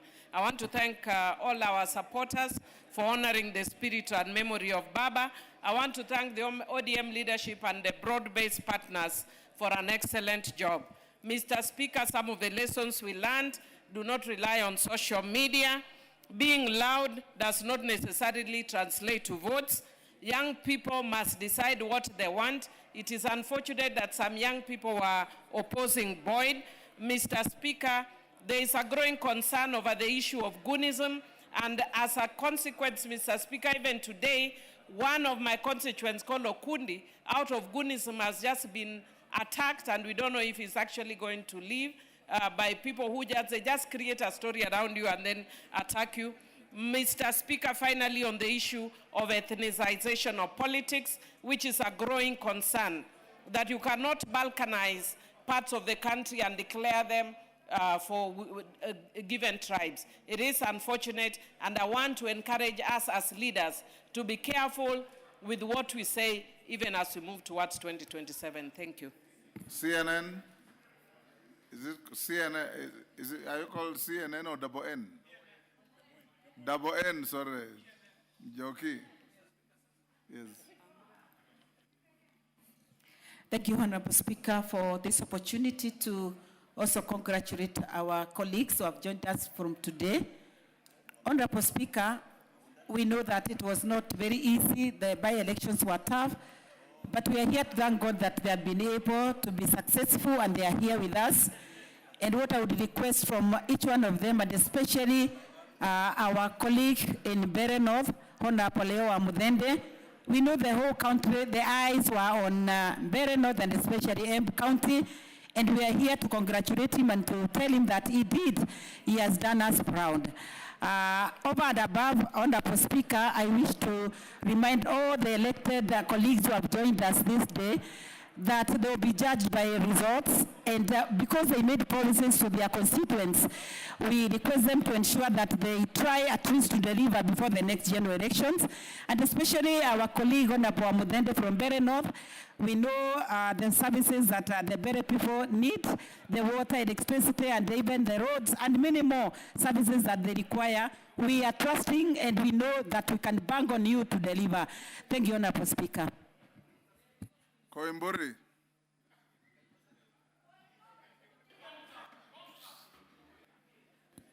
Asante sana. Asante sana Mheshimiwa Spika. Hata mimi wacha niunge mkono kuwakaribisha waheshimiwa ambao wameweza kuchaguliwa na by elections. Nikikumbuka kuna wakati pia mimi nilikuwa hapo, nilichaguliwa pia na by election, Mheshimiwa Spika. Mheshimiwa Spika, ukweli ni kwamba hao wabunge ambao wameingia siku ya leo, nataka kusema kuna mambo mengi ambayo yalikuwa yanaendelea kwa uchaguzi mdogo ambao ulikuwa unaendelea katika taifa letu la Kenya, hasa tukiangazia pale kwetu Mlima. Pesa zilimwagwa na magunia, Mheshimiwa Spika, na corruption ilikuwa ya hali ya juu sana pale, Mheshimiwa Spika. Na mimi nataka kusema Madende, tumekukaribisha kama mheshimiwa katika bunge hili, lakini ni vizuri usikilize ground, usidanganywe na wabunge hapa. Wakati wa uchaguzi ujayo wa mwaka 2027. There is a point of order, Koimburi. Take your seat. Yes, KJ? What's your point of order? Take the mic. Mr. Speaker, I want you to find Honorable George Koimburi completely out of order. It is only very recently that this gentleman was forgiven by this House for making utterances that he cannot substantiate. Mr. Speaker, this gentleman is in the habit of putting this House in great disrepute, making claims that cannot be substantiated. There is no place in this country called Mount Kenya. We have a Kenya, one united Kenya, and the win in Mbeere North is an indication that Kenyans do not care for tribalism, they do not care for sectionalism, they do not care for the kind of politics that they are promoting. So, Mr. Speaker, this gentleman must be found completely out of order for bringing total disrepute to this House by making very inflammatory and unbased. Asante sana Mheshimiwa Spika. Mheshimiwa Spika, nilikuwa ninasema hivi, kwa wale ambao wamechaguliwa kwa uchaguzi mdogo ambao uliopita, mimi nawakaribisha kwa roho mzuri, lakini ni vizuri kusema ukweli, Mheshimiwa Spika. Mheshimiwa wa Mudende, usikilize ground, usidanganywe na wabunge hapa. Wabunge wanaweza kukudanganya na ujipate utarudi kwa hii nyumba. Mheshimiwa wa Mudende, tunakupenda na tunakuheshimu kwa zile kura kidogo ambazo ulitushinda nazo. Kura 400, sio kura ya kujidai nayo, sio kura ya kujipigia kifua. Mheshimiwa Spika, lazima Wakenya waambiwe ukweli. Ni wakati wa kusikiza ground, ni wakati wa kutohonga watu, ni wakati wa kufanyia wananchi kazi. Mheshimiwa Spika, hatutaki udanganyifu katika taifa letu wa Kenya wakati tunaendelea na uchaguzi wa mwaka 2020. Your time is up. Order. Order, Didymus. 1 minute. Mheshimiwa Spika, Yes, asante Millie sana. Odhiambo, what's your point of order? Mr. Speaker, I don't think it is in order for Honorable Koimburi to be casting aspersions on new members when there is actually there is no case that is challenging their win. But more fundamentally, Speaker, he's asking the members to go and listen to the ground. When he failed to listen to his own wife, Mr. Speaker, he was listening elsewhere. He needed to have listened to his wife, first of all. He must listen to his wife before he listens elsewhere. Is it in order? Order. Order. Didymus. Asante sana Mheshimiwa Spika kwa kunipatia nafasi hii. Order, Didymus. Honorable Koimburi, let's not escalate this. You know, when you hurl stones at your colleagues, those are some of the consequences. But I want to remind you that in our democracy, we have had a case here in the 8th Parliament where members in Wajir tied and we went to a by-election. We had a member called Sugo Major from Garissa. He won by a majority of 2 votes and served a full term. In our democracy, a win is a win regardless of the majority of votes. Didymus. Asante Mheshimiwa, nashukuru kwa kunipatia nafasi hii, pia kuwapongeza wale wenzangu ambao wameshinda viti tofauti katika maeneo bunge tofauti, na nawakaribisha hapa tujenge taifa la Kenya. Cha msingi Mheshimiwa Spika ni kufurahia amani iliyokuwepo katika sehemu ambazo uliona kwamba Mheshimiwa Kimani Ichung'wah alienda akafanya kampeni katika maeneo bunge ya Migori kule Kasipul pamoja na Ugunja bila tashwishi yote. Mheshimiwa Spika, nasema hivi kwa sababu miaka 6 ambaye imepita tulikuwa na uchaguzi mdogo kule Kibra, na kwa vile sasa miaka 6 imeisha, tuko katika broad based. Mimi ningeliomba Mheshimiwa Spika umwamuru Mheshimiwa Atiende Amolo aenda akamwambie Junet Mohamed anirudishie kofia yangu niliyoipoteza katika uchaguzi mdogo kule Kibra, sababu sasa hivi tuko katika uwiano katika serikali ya broad based. Mheshimiwa Spika, na nitashukuru sana.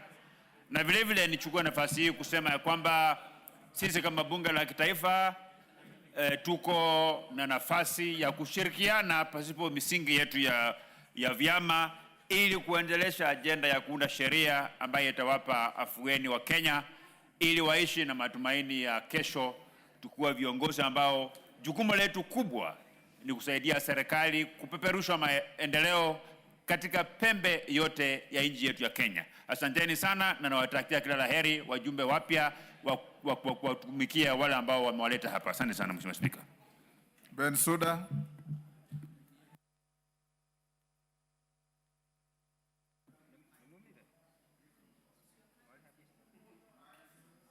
Okay. Thank you, Honorable Speaker, for giving me this opportunity. I would also like to rise and congratulate all the newly elected MPs in this by-election. And I want to say that they have a task to deliver to their respective constituents. Honorable Speaker, I would want to say that as political parties in this nation, we must strongly, objectively, and guard our political parties so that the principles and the foundations of their grounding can yield to results. Honorable Speaker, I would want to say that in the by-election which was just concluded, we have learning lessons and we have lessons that we need to carry along with us. For areas that we went overboard, we must retreat. For areas that we were weak, we must strengthen. And that is when we shall exalt the spirit of democracy, unity, love of this country. Honorable Speaker, I would want to encourage the newly and duly elected politicians who have come as MPs in this House. They have hardly 1 week, 1 year to deliver to their respective areas. And besides that, it is not a comfort zone because in the next 2026, they're also starting elections, campaigns for 2027. It is not a comfort zone for all of us. We are winners and we encourage that we have to desist hooliganisms, so that the young ones know that they need to be mentored, nurtured, objectively to deliver and use the taxpayers' money in the right manner possible. Thank you, Honorable Speaker. I congratulate Honorable Boyd Ongondo Were, MP-elect Kasipul constituency, as the woman representative elected to represent, legislate, and oversight women, youths. Honorable members, our 45 minutes are over. We'll go to the next order. Next order.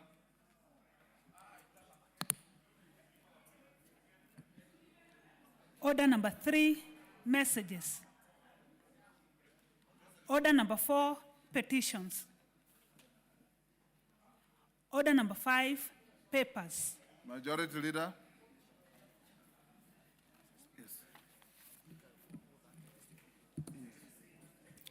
Honorable Speaker, I beg to lay the following papers on the table of the House. Today, Tuesday, 2nd December 2025. Reports of the Auditor General and the financial statement for the year ended 30th June 2025 and the certificates therein in respect of 1.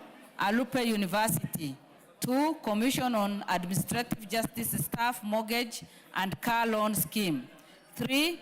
Kaiboi National Polytechnic, 4. Kisumu National Polytechnic, 5. Mitungu National Polytechnic, 6. National Communication Secretariat, 7. National Research Fund, 8. Office of the Registrar of Political Parties, Staff Mortgage and Car Loan Scheme, 9. Open University of Kenya, 10. Parliamentary Car Loan Scheme Fund, 11. Parliamentary Catering Fund, 12. Parliamentary Mortgage Scheme Fund, 13. Political Parties Fund, 14. Rongo University, 15. Salaries and Remuneration Commission, Mortgage and Car Loan Scheme Fund, 16. Salaries and Remuneration Commission, 17. School Equipment Production Unit, 18.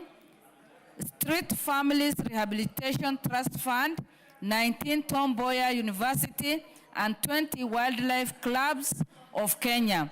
Thank you, Honorable Speaker, and I lay.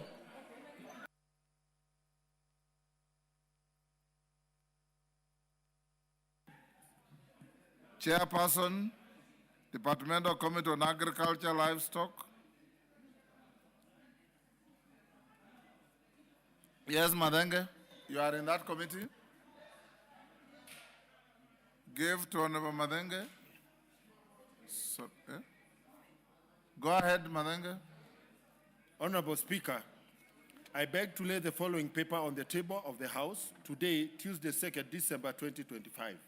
Report of the Mediation Committee on the Coffee Bill, Senate Bill number 10 of 2023.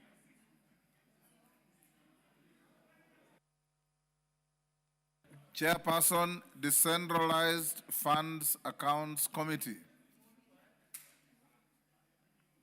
Honorable Mulyungi. Thank you, Mr. Speaker. Mr. Speaker, I beg to lay the following papers on the table of the House. How are you, Baba? Today, Tuesday, 2nd of December 2025. Reports of the Decentralized Funds Accounts Committee on its consideration of reports of the Auditor General as follows. Number 1, 7th report on the audited accounts of the National Government Constituencies Development Fund Board for the financial years 2016, 2017, 2018, 2019, 2020, 2021, and 2021-2022.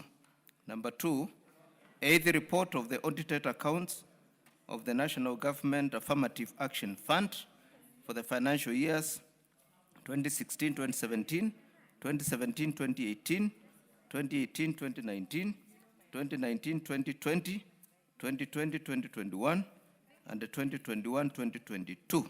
Number 3, 9th report of the audited accounts of the National Government Constituencies Development Fund for constituencies in Nakuru County for the financial years 2013-2014, 2014-2015, 2015-2016, 2016-2017, 2017-2018, 2018-2019, 2019-2020, 2020-2021, and the 2021-2022. And finally, number 4, the 10th report of the audited accounts of the National Government Constituency Development Fund for Lari, Lurambi, Embakasi Central, Kilifi North, and the Muvita constituencies for the financial years 2016-2017, 2017-2018, 2018-2019, 2019-2020, 2020-2021, and the 2021-2022. Thank you, Honorable Speaker. Thank you, Mulyungi. Chairperson, Departmental Committee on Finance and National Planning.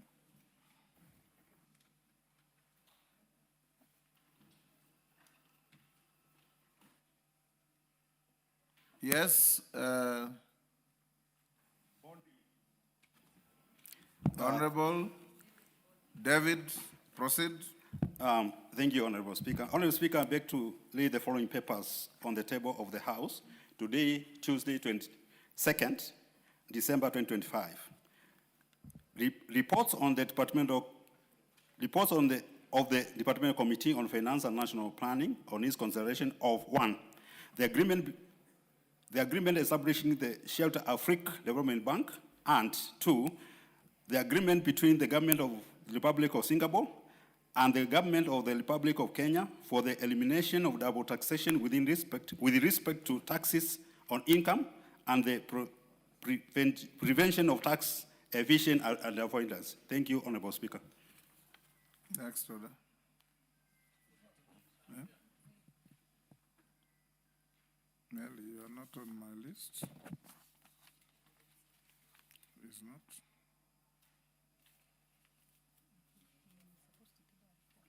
Melly, you have a report to table. You are not on my list, but go ahead. Thank you, Honorable Speaker. Honorable Speaker, I beg to lay the following papers on the table of the House today, Tuesday, 2nd December 2025. Reports of the Departmental Committee on Education on 1, its inspection visit to national polytechnics from 8 to 14th April 2025, and 2, inspection visits to 13 public universities in April 2024. I thank you, Honorable Speaker. Thank you. Next order. Order number 6, notices of motion. Madenge, Chairperson, Mediation Committee. Honorable. Give him the mic. There you are. Honorable Speaker, I beg to give notice of the following motion, that pursuant to the provisions of Article 113(2) of the Constitution and Standing Order 153, this House adopts the report of the Mediation Committee on the Coffee Bill, Senate Bill number 10 of 2023, laid on the table of the House on Tuesday, 2nd December 2025, and approves the mediated version of the Coffee Bill, Senate Bill number 10 of 2023.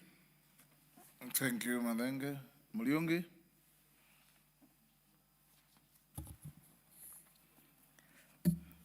Honorable Speaker, I beg to give notice of the following motion, that this House adopts the 7th report of the Decentralized Funds Accounts Committee on its consideration of the audited accounts of the National Government Constituencies Development Fund for the financial years 2016-2017 to 2021-2022, laid on the table of the House on Tuesday, 2nd of December 2025. Number 2, Honorable Speaker, I beg to give notice of the following motion, that this House adopts the 8th report of the Decentralized Funds Accounts Committee on its consideration of the audited accounts of the National Government Affirmative Action Fund for the financial years 2016-17 to 2021-2022, laid on the table of the House on Tuesday, 2nd of December 2025. 3, Honorable Speaker, I beg to give notice of the following motion, that this House adopts the 9th report of the Decentralized Funds Accounts Committee on its consideration of the audited accounts of the National Government Constituency Development Fund for the financial years 2013-14, to 2021/2022 laid on the table of the House on Tuesday, 2nd of December 2025. And finally, Honorable Speaker, I beg to give notice of the following motion, that this House adopts the 10th report of the Decentralized Funds Accounts Committee on its consideration of the audited accounts for the National Government Constituency Development Fund for the financial years 2016-17 to 2021/2022, laid on the table of the House on Tuesday, 2nd of December 2025. Thank you, Honorable Speaker. David, Thank you, Honorable Speaker. Departmental Committee on Finance and Planning. Yes, sir. Honorable Speaker, I beg to give notice of the following motion, that this House adopts the report of the Departmental Committee on Finance and National Planning on its consideration of the agreement for the establishing the Shelter Afrique Development Bank, laid on the table of the House on Tuesday, 2nd December 2025, and pursuant to the provision of Section 8(4) of the Treaty Making and Ratification Act, CAF 4D, approves the ratification of the agreement establishing the Shelter Afrique Development Bank. 2, Honorable Speaker, I beg to give the following notice of the following motion, that this House adopts the report of the Departmental Committee on Finance and National Planning on its consideration of the agreement between Government of the Republic of Singapore and the Government of the Republic of Kenya for the elimination of double taxation with respect to taxes on income and the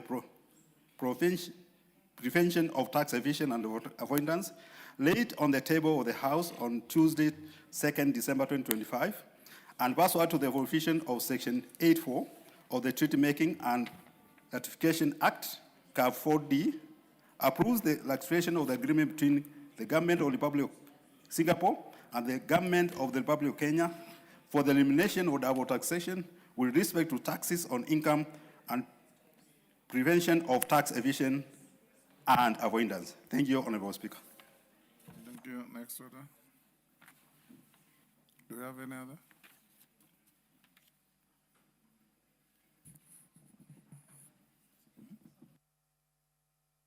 Ali?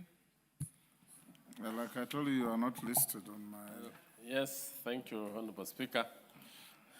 Honorable Speaker, I beg to give notice of the following motion, that this House adopts the report of the Departmental Committee on Education on its inspection visit to the National Polytechnics from 8 to 14 April 2025, laid on the table of the House on Tuesday, 2nd December 2025.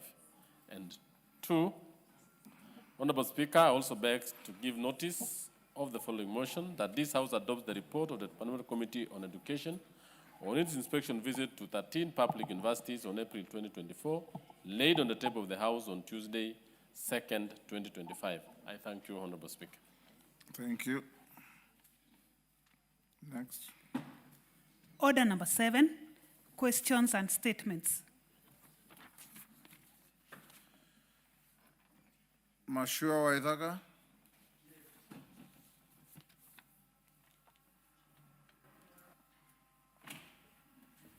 Thank you, Honorable Speaker. Honorable Speaker, pursuant to the provisions of Standing Order 44-2C, I rise to request for a statement from the chairperson of the Departmental Committee on Energy regarding persistent power outages in Lower Gatina Village in Rebai Ward and Kagongo Tumuru in Tinganga Ward, Kiambu constituency.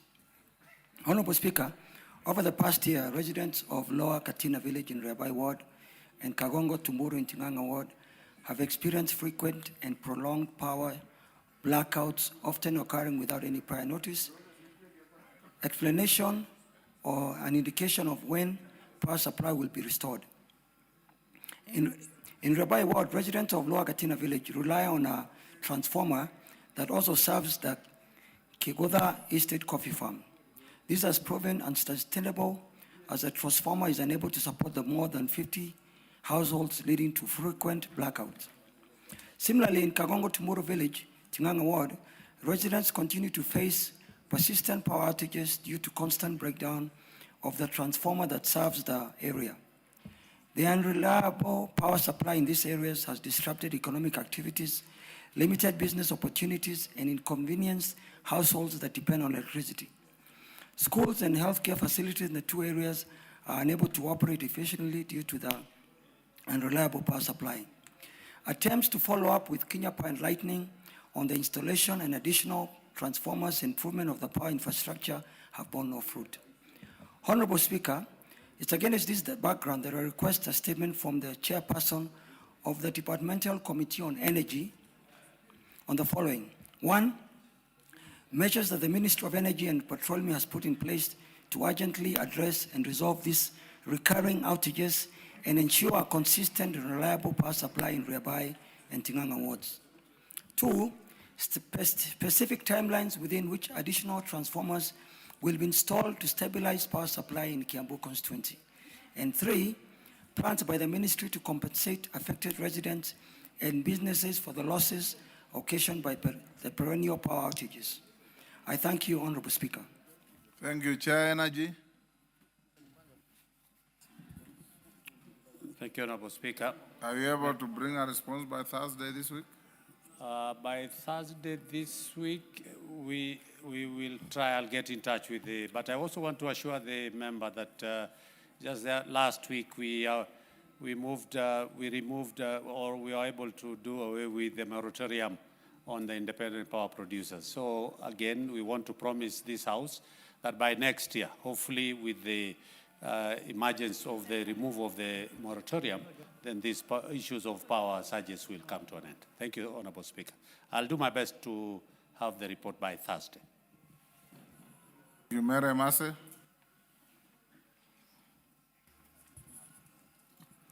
Thank you, Honorable Speaker.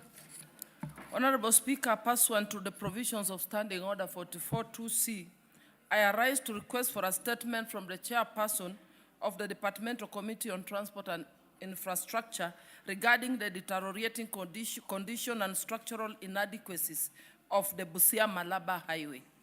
Honorable Speaker, the Busia-Malaba Highway is a major transport corridor linking Kenya and Uganda and serves as a key gateway for cross-border trade within the East African region. The highway facilitates the movement of goods, passengers, and heavy commercial vehicles, thereby supporting trade, agriculture, and regional integration. The road was not originally designed to accommodate the heavy volume of trucks currently experienced, leading to deterioration, especially from the diverted transit vehicles. The road is now in a deplorable state, riddled with deep potholes, eroded shoulders, and poor drainage, making it unsafe and inefficient. Honorable Speaker, maintenance efforts have been limited to filling potholes with marram, which is easily washed away during rains. The section between Lukolis and Malaba town is particularly hazardous due to the deep potholes, poor drainage, and lack of lighting, resulting in frequent accidents, vehicle damage, and traffic congestion. Residents and road users have persistently raised concerns over the poor condition of this vital highway and the slow pace of rehabilitation despite its national and regional importance. The neglect has increased transport costs, hindered trade, and endangered lives. Honorable Speaker, it's against this background that I request for a statement from the chairperson of the Departmental Committee on Transport and Infrastructure to apprise the House on the following. 1, plans by the Ministry of Roads and Infrastructure to urgently rehabilitate and upgrade the Busia-Malaba Highway, including comprehensive works on repairs, reconstruction, and drainage. 2, measures being taken to ensure sustainable and routine maintenance of the highway to forestall further deterioration.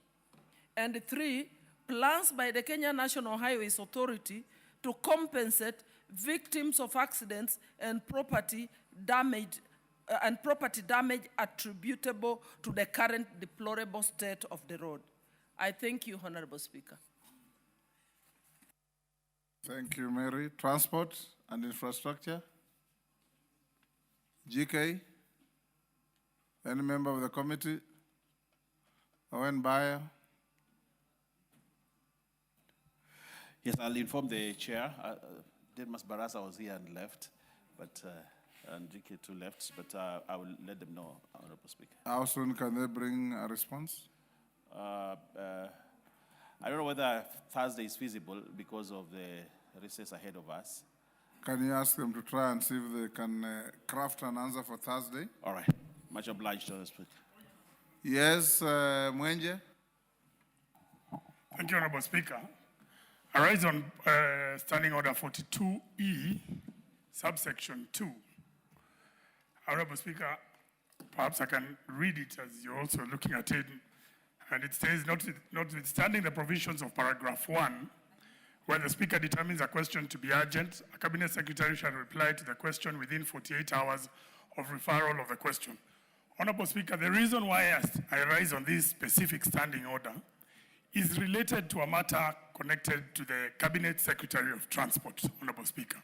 Yes. Honorable Speaker, about 3 weeks ago, or about I think a month ago, you had given directions that the CS Transport should give a response with regards to disbursements for the balances for the financial year 24-25, which I believe in your presence, Honorable Speaker, we were given some information that these balances would be released by a certain date. Honorable Speaker, this is still yet to happen, Honorable Speaker. And also there was even revision of the 25-26 ceilings, and this is yet to be done. And Honorable Speaker, this has really affected procurement and even planning. I believe, Honorable Speaker, you've also given directions to the minority leader and to even the majority leader. And this issue, Honorable Speaker, remains unresolved, and we are about to go on recess. So, Honorable Speaker, I beg your indulgence. I believe, Honorable Speaker, I've even written 2 letters to you personally regarding this issue, because I believe the executive is undermining us on this issue by failing to give a substantive response. All we need to know is if these balances will ever come or if they won't come, so that we can plan, or rather the constituencies, committees can plan accordingly. So, Honorable Speaker, I beg for your indulgence on this issue before this 4th session is over. Thank you, Honorable Speaker. Owen, do you have any? Honorable Speaker, I may not have any response for now, but I can promise you that I'll get in touch. Can you ask GK to be here tomorrow afternoon to Much obliged. To respond to this? Much obliged. I know Yes, Wangwe. Thank you, Honorable Speaker. Honorable Speaker, on the 14th of October this year, I rose within the reading of Standing Order 44-2C and sought for a statement from the Departmental Committee on Education. You gave direction that within 2 weeks, I was supposed to get the response. It is several weeks, and so far, even today, it seems on the responses scheduled, Honorable Speaker, as per the order paper, I don't see the response being captured. Maybe I come before you, Honorable Speaker, that you give the necessary direction. Yes, Melly. Thank you. Why haven't you responded? Yes, Honorable Speaker, the Teacher Service Commission was scheduled to be before the committee, and they gave an excuse or an apology because they were attending to other issues. I communicated to them that we needed the document to lay or to read a statement before the House or invite the member before the committee. And up to now, they have not given me feedback. And I directed the clerk last week that they furnish us with the information between the committee or they give us written submission to the House. I think I'll bring it before Thursday, Honorable Speaker. Okay. Yes, Amboka.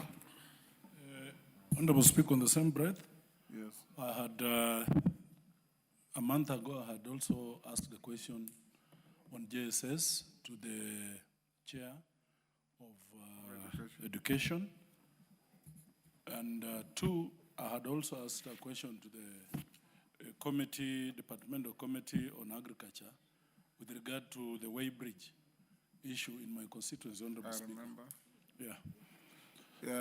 Owen, first of Melly first. Are you able to bring a response? I will make a follow-up. I just consulted with the Tomorrow member. afternoon, can we revisit? Yes? Yes. I'll actually consult the CS, and if possible, we can get the information. I'll Yes. relay to the member on Thursday. Thank you. Umulher? Where is the chair of agriculture? I don't know whether people are excited about Can you ask him if he is ready to bring a response on Thursday afternoon? Let me ask him. Let me ask Yes. him. I was much obliged. Umulher? Give Umulher the mic. Thank you, Mr. Speaker, for giving me this chance. Mr. Speaker, it's on the laxity of giving response from across board, I would say, the ministries. I gave a statement and I brought it to attention in House Business Committee, Mr. Speaker, a while ago, 2 weeks ago. On the 25th of September, I gave a statement on unfair treatment of passengers from Mandera. No response yet, 2.5 months later. On the 8th of October, the statement now is due for response today. 4th of November, incidents on explosion of children. Mr. Speaker, I think you need to crack the whip on this, because it's either they will bring half-baked information or they will not even respond altogether. So we need your indulgence and your guidance on this. Thank you. Owen? You are the leadership. Where Yes. are your chairman? Yes, Honorable Speaker, I think today looks like not a so good day. No, only today. Only today. Our chairpersons and chairmen, I think, are out there celebrating and probably inducting the new members, Honorable Speaker. And I want to promise you that I will follow them up so that tomorrow, Honorable Speaker, you give us time to respond to all these issues that are being raised, Honorable Speaker. I beg your indulgence. Tomorrow afternoon? Thank you. Umulher, let's see tomorrow afternoon. Responses, Chair, Communication, Information and Innovation. KJ, are you ready to respond to Umulher's request? Mr. Speaker, I am ready. Go ahead. Mr. Speaker, we have received a response from the Ministry of Communication, Information and Innovation and the Digital Economy, and this is in response to a question raised for a request for statement by the Honorable Umi on the allocation of the USF. And Mr. Speaker, because this is a very long response, I shall just give to the House an abridged version when and the full document can be presented to the honorable member who asked the question. Mr. Speaker, the response, the statement that the ministry gave to the committee reiterates that the USF is a cornerstone of Kenya's digital inclusion agenda, having enabled significant progress across mobile and fiber networks, broadcasting and digital content. However, there are persistent challenges, key among them being the remote area infrastructure, the land tenure issues, logistical constraints, and even vandalism. And these challenges require sustained multi-stakeholder collaboration, policy support, and adequate resources. The authority commits to rigorous financial management, strengthening oversight and aligning USF initiatives with national frameworks such as the Kenya Digital Economic Blueprint and the Vision 2030. These efforts aim to ensure that the USF continues to act as a catalyst for equitable ICT access and socio-economic transformation. Mr. Speaker, I would want to request that the Honorable Umi, who is also a member of this committee, if I could get her attention, Mr. Speaker, if only I could get the attention of the request, the member who requested. Mr. Speaker, as I said, I will only give an abridged version because the member has a complete response. And I am requesting the honorable member who placed this, because she also sits in our committee. There are two. There are two responses. KJ, we have two Umulhers. Yes. The Honorable Umi Harun, not Umi Bashir, both of who have requested for a statement from this ministry, and I shall be responding this afternoon. You are responding to the first one. I am responding to the one by Honorable Umi Harun. Oh, Yes. then you are wrong. The first one I called out is that of Umul Khair Kazim. Oh, thank you, Mr. Speaker. Then I'll respond to that. Yes. Mr. Speaker, I will also give an abridged response, not the complete statement, and the honorable member shall also be able to have the full response. Honorable Umu Bashir, the response from the ministry, Honorable Umi Kasim, the response from the ministry is that the absence of a network in Luli's location is arising because it was deemed commercially viable and thus not prioritized for USF subsidies. The Communication Authority has outlined immediate actions, including quality of service assessments and engagements with the operators to improve coverage alongside long-term plans to expand fiber backbone expansion and backhaul and include more Mandera sublocations in the USF projects. And the authority stresses collaboration with MNOs and the use of incentives to attract private investments while continuing to monitor and implement USF projects to ensure universal connectivity in Mandera County. Mr. Speaker, allow me to note also that our committee is committing to the Honorable Umu that our committee shall do a site visit to establish the exact situation in Luli's location. And Honorable Speaker, we also did as a committee find it curious that USF finds this place commercially viable for connectivity. However, they have not done the connectivity to this very specific location. Mr. Speaker, that's the abridged version of the response to Honorable Umi Kasim. Yes, Honorable And Kasim. congratulate her because that constituency did not have a member of parliament for 3 years. They only got one today. So she's doing the Lord's work, representing the people of Mandera. Thank you very much, Honorable Speaker. They also, honorable member, they also elected me to represent them, but it is true that they had they had underrepresentation for 3 years, and today is a good day, and we hope to work with the member to ensure that services are delivered to the people of Banissa. Honorable Speaker, as I earlier indicated, and my fear is confirmed with this response. Mr. Speaker, this is half-baked. It is not a response that can be brought to this House.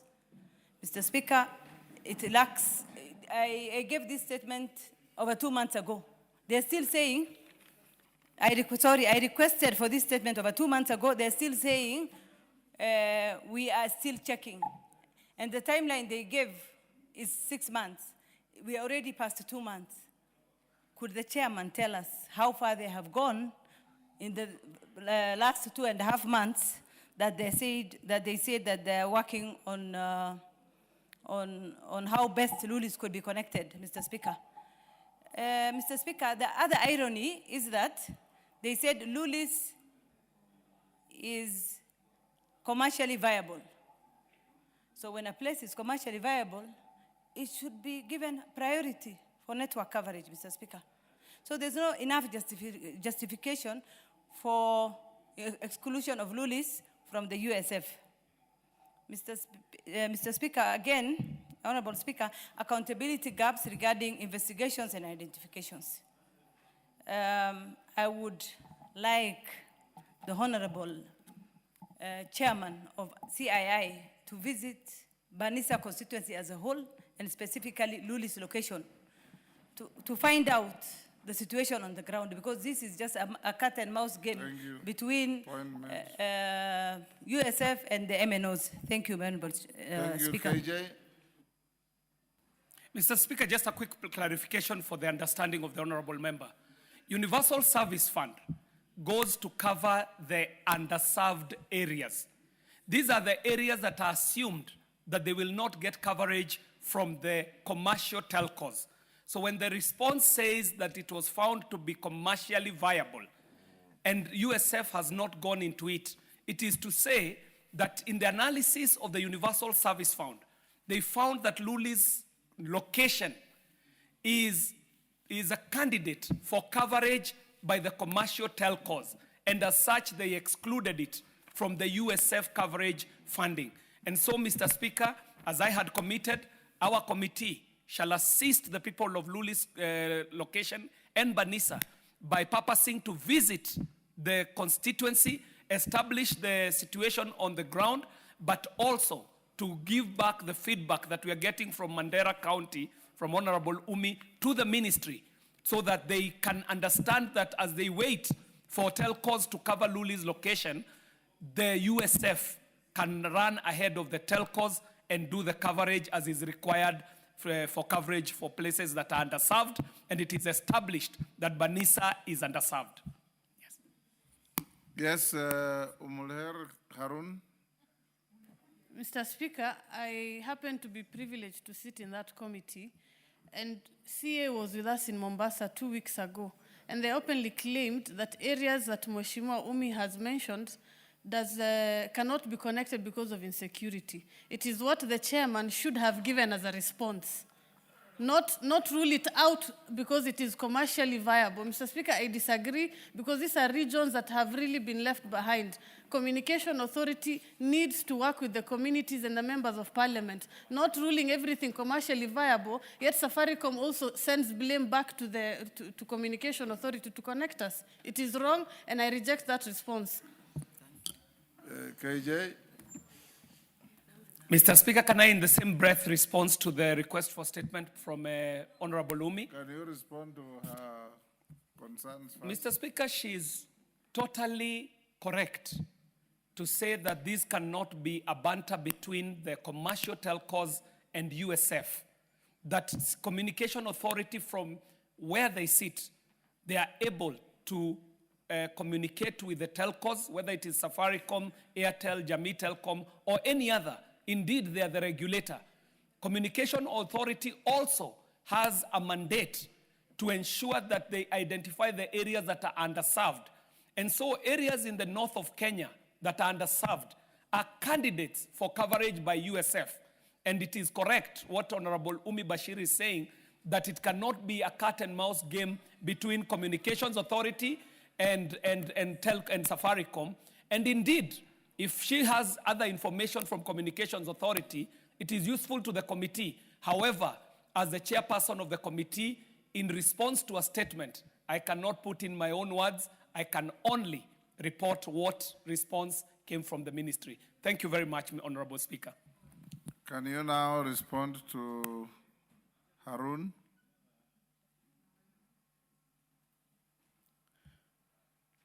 Honorable Speaker, in the interest of time, I will also give a very abridged version of the response that we got from the ministry to Honorable Umi Bashir's request for statement. And the response reads that Umi Bashir.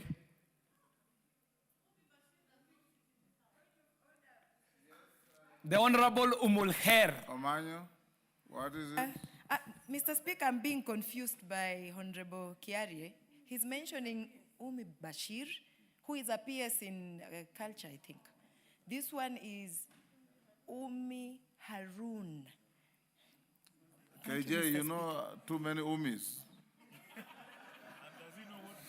Mr. Speaker, it is clear that there are too many Umis in my life. I'm just about to start speaking the language. His Kawarama, Sodo at Parliament, and I'll make this response to Umul Khair, the Honorable Umul Khair, who is the specially elected member of Parliament representing the interests of the youth.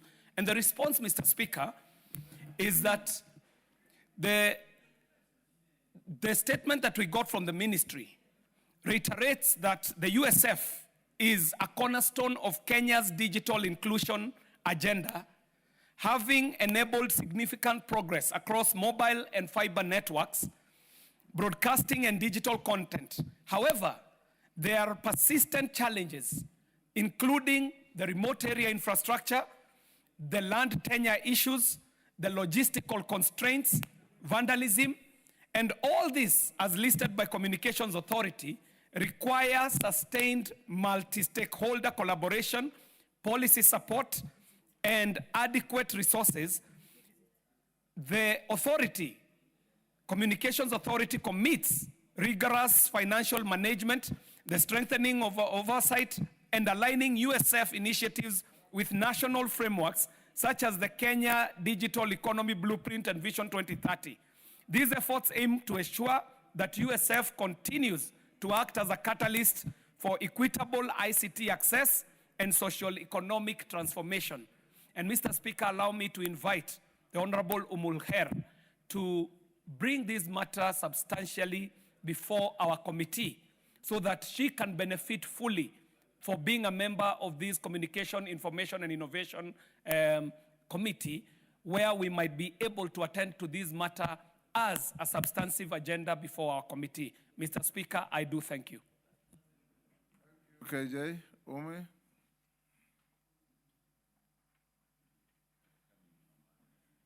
Mr. Speaker, thank you. I had asked this statement 4 months ago, and I think it feeds into the issues that were raised earlier by members on how slow the responses are coming from the ministry. But regardless, I still appreciate that there is feedback. I have the full report here with me. And I you're satisfied? I am not satisfied, Mr. Speaker, and I want to highlight a few things as to why this report is not sufficient. This is not debate. Just ask him a question. Mr. Speaker, I am not satisfied. Based on what he has said. I am not satisfied completely because I serve in that committee myself. The reason I brought this issue as a statement is because I was not even satisfied the few times that we summoned CA to give us responses. And that response from the chair is the reason as to why I'm still not satisfied. The response is here. He has just not even given us a brief of what this report says. So, Mr. Speaker, I will not even be satisfied if I asked him to summon CA to the committee as well, because it's still the same. So I'm stuck, Mr. Speaker. Help me. You know, it's not enough to say you are not satisfied 4 times. It's good for you to ask, based on what he said, ask him But supplemental Mr. Speaker, questions. He did not issue a detailed response as to what I can even give him as feedback. He just generalized the entire statement. That may very well be the case. This is statement time. Once a statement is given, however general or detailed, if you are satisfied, we let it rest there. Mr. If Speaker, you are I am not satisfied. That is very good. Now that you are not satisfied, ask him a question so that he can be able to know where he has missed the point. But I just told him he did not even issue a brief. He just went over the entire report, Mr. Speaker. What do I ask? Omi, I don't know. I'm trying to help you. Yes, Speaker. When you request for a statement, you expect an answer. Yes. When an answer comes, you either agree with the response, therefore you're satisfied and we raise the matter there. If you are not, then you question the chairman further. Mr. Speaker, that's what I was about to do. The issues raised in your statement. It's not debate time. The issue I'm raising is the report has cited so many areas that have been covered. Yes. If I just pick a simple example, like what I had mentioned earlier, the connectivity, for example, in a town like Galmagala, Yes. or a town like Bura, they have cited that they have connected Bura, which is on air, but Galmagala has insecurity issues. Mr. Speaker, it's the same area. And this is what I feel like CA is not telling us. Why do they rule out, especially the regions that should be connected, because the fund is supposed to serve underserved areas. They have ruled out Mandera, Garissa, Wajir as insecurity areas. But the challenge that we have is there's a network called Hormuz, which is benefiting from this region. This network comes all the way from Somalia. Mr. Speaker, a network from another county is serving regions like Mandera, yet C and the committee is telling us we have insecurity in these areas. Mr. Speaker, that's why I am not satisfied with this report. I could go on and on, but I need the chair to question the ministry. KJ? Mr. Speaker, the Honorable Umi is not helpless. Our Committee on CII has a mandate that is given by our standing orders and how we can assist her. If she's not getting any response from Communications Authority, our committee can commit to go to the ground ourselves, establish the issues that she's talking about, so that with the strength that is given by the Constitution and our standing orders, we may be able to face up Communications Authority on the issues that she is raising, because they are real issues. There is no way you can deny a people connectivity in this day and age, claiming that you're denying them because there is insecurity. In fact, to alleviate that insecurity, you need the connectivity. So, Mr. Speaker, with the mandate given to our committee, what we shall do is take up this matter substantively as a committee so that we can plan for a comprehensive visit of the northern frontier district counties of Mandera, Wajir, and Garissa, so that we can establish the issues that are being raised by the Honorable Umi and the Honorable Umi, so that this parliament can assist the honorable members. Thank you very much, Mr. Speaker. Yes, Harun. Mr. Speaker, I also forgot in my statement request, I'd asked for CA to also give us a breakdown of the partnership between Communication Authority and KPLC, which the response does not also cover. I also asked them to give us a breakdown of how many companies that have been awarded these tenders. The response has generalized everything. So, Mr. Speaker, I am not satisfied. I request that CA is summoned again to the committee. I sit in that committee. Whenever CA comes, I don't know what kind of protection they have, but they do not give us the right answers. And I'm dissatisfied, Mr. Speaker. Thank you. KJ. Honorable Speaker, as you had directed, even including first-time members have a learning curve in the House. And so, as you had directed, Honorable Umi, a response is only as good as the question that was posed. And Mr. Speaker, with the clarifications that we have this afternoon, this committee has some business to attend to so that we are able to... Did you say that Umi is a member of your committee? Yes, she is. And did you also say that you will invite the CS so that you can interrogate? In fact, we shall be inviting the authority itself, CA, the Communications Authority, the relevant agency. Committee work is going on until the 15th of this month. So if you have the time, invite the CA and let Umi come and your sister to prosecute her issues. Mr. Speaker, we are well guided, and this is critical because, as you saw, the responses have taken so long. So if the committee calendar allows, we shall prioritize this business. Thank you, Mr. Speaker. Before we go to order number 8, I'll give Honorable Tienda Molo. Yes, Catherine Omanyo, what is it? Thank you, Mr. Speaker. I wanted to request if the Communication Authority can be summoned at the plenary, because I come from Busia, and what I'm hearing, we are also among the underserved, and I haven't seen anything happening there. We can't summon a saga to this house. We can summon the minister. Okay, I And stand guided. if you lay sufficient ground, we will invite the minister. If he doesn't come, we will summon him. Thank you, Mr. Speaker. Yes. I stand guided. We have, as you are aware, honorable members, our matter on NGCDF has been going on in court. Yesterday was a hearing in the Court of Appeal. Without delving into the matter, because the matter is still sub judice, I'll give Honorable Tienda Molo a minute or two, buttressed by Honorable Murugara, to appraise the House on the status of our very critical case. I followed the proceedings, and I must say that both of you did a sterling job. I thank you for those compliments, Mr. Speaker. Mr. Speaker, with your kind permission, I wish to appraise the House of the status of the appeal that we had presented at the Court of Appeal. As members may be aware, that appeal came up to be prosecuted yesterday, the first day of December 2025, before a 3-judge bench.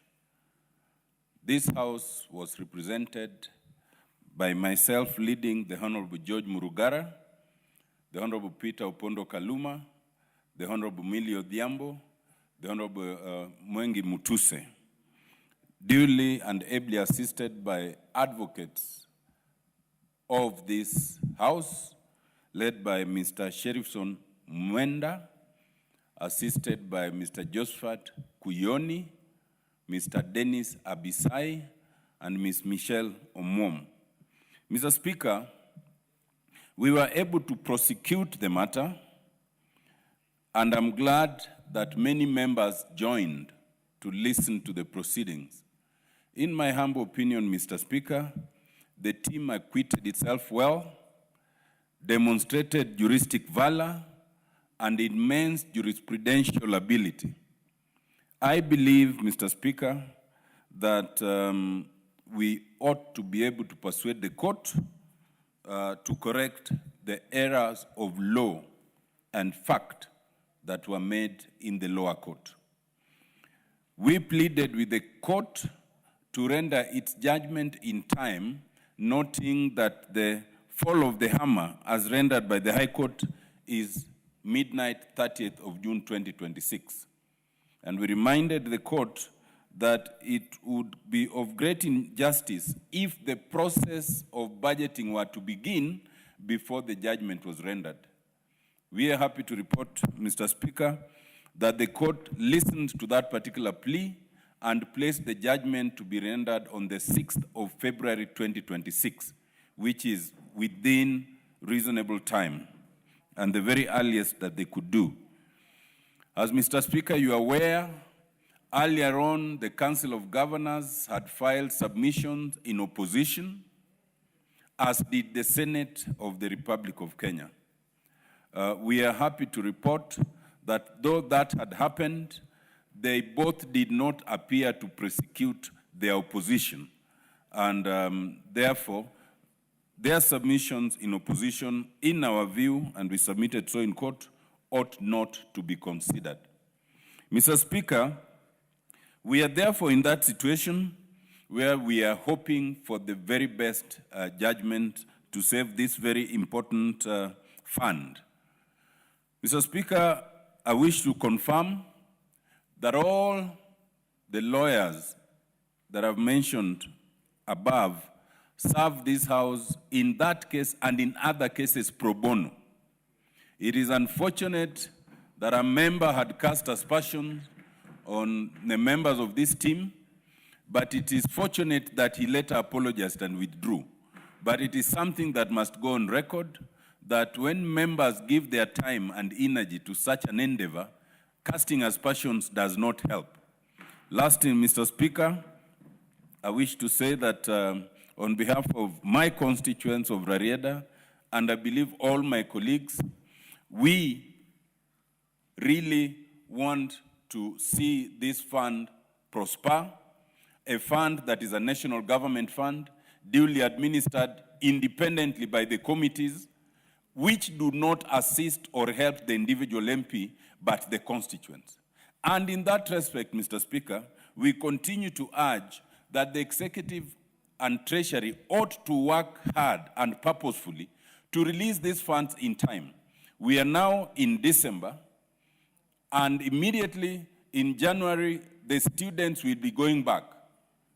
The ideal situation would be a situation where monies for bursaries are released so that the respective CDF committees can start processing them to assist parents come January. It is unfortunate that as we speak to date, only 14% of that amount that is due to each constituency has been released when we are half through the financial year. And I really urge that our very able chair, Honorable Sirma, and the committee would push Treasury to make sure that much more money could be released. I so beg, Mr. Speaker, and I see my very colleagues with whom I prosecuted this matter, Honorable Murugara is here, Honorable Kaluma is here. Perhaps they might have one or two words to say. Thank you.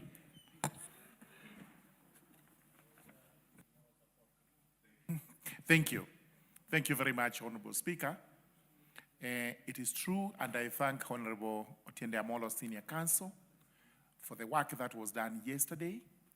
He actually put us together We went through the submissions, and he took the lead and did a fantastic job. Later, I was able to assist with Honorable Kaluma, and eventually we felt we had rendered justice to the matter. We may not be able to say what the outcome would be because there is no lawyer that can give any certainty to any case. Like any other case, there is no certainty, but we did the best we could, and the bench asked us pertinent questions, which we think we answered well, and we felt that we had persuaded them to take our side, but we leave it to the court. Ours, for now, is nothing else apart from to keep our fingers crossed, and also those of us who are religious, can we go on our knees and pray so that we have a favorable outcome, we are able to save this fund.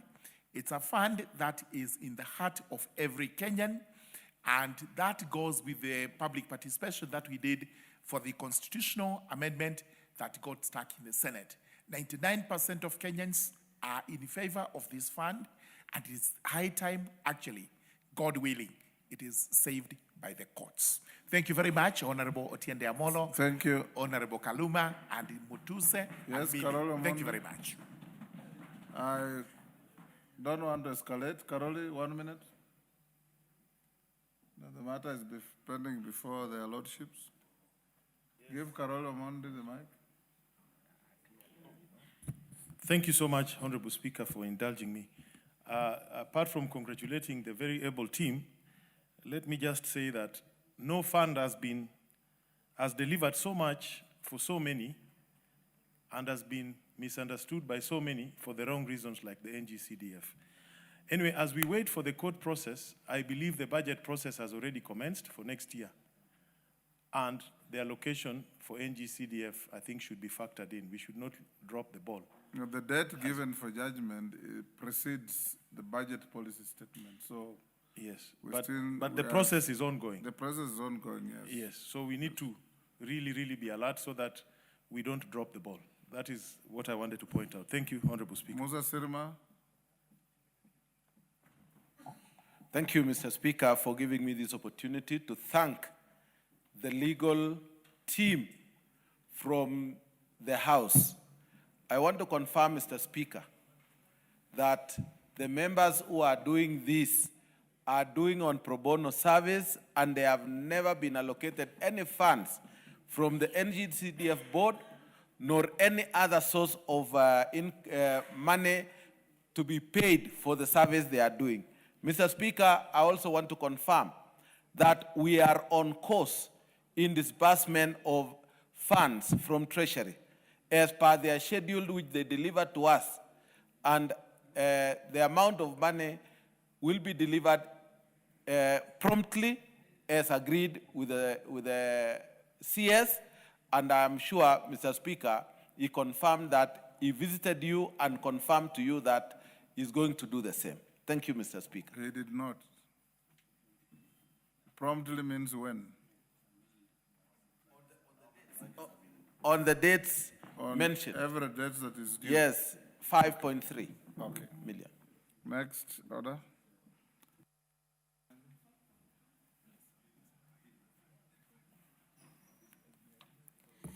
Order number 8, the Public Finance Management Amendment Bill, National Assembly Bill number 17 of 2025, first reading. A bill for an act of parliament to amend the Public Finance Management Act and for connected purposes. Thank you. Next. Order number 9, procedural motion, exemption of business from the provisions of Standing Order 141-2. Majority Leader.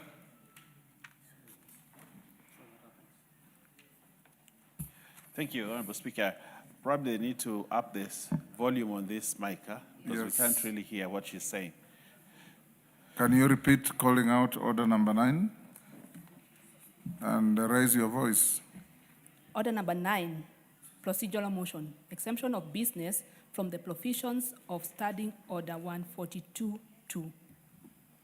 Majority Leader. Thank you very much. As I move this motion, Honorable Speaker, I will request the Honorable Otiende Amolo to second. So I request him to be prepared. Honorable Speaker, I beg to move the motion that, noting that this House will be proceeding for a long recess from Friday, 5th December 2025 to Monday, 9th February, the year 2025, in accordance with its calendar, taking cognizance of the applications of the provisions of Standing Order 141-2C2 on specified bills pending at the second reading stage of the consideration in the House. Now, therefore, pursuant to the provisions of Standing Order 256, exemption of business from the standing orders, this House resolves to exempt the following bills from the provisions of Standing Order 141-2, that is, lapse and reintroduction of bills during the period of the fourth and the fifth sessions. First, or number one, Honorable Speaker, the Fisheries Management and Development Bill, National Assembly Bill number 29 of 2023. Two, the Meteorological Bill, National Assembly Bill number 37 of 2023. Three, the Public Relations and Communications Management Bill, National Assembly Bill number 17 of 2024.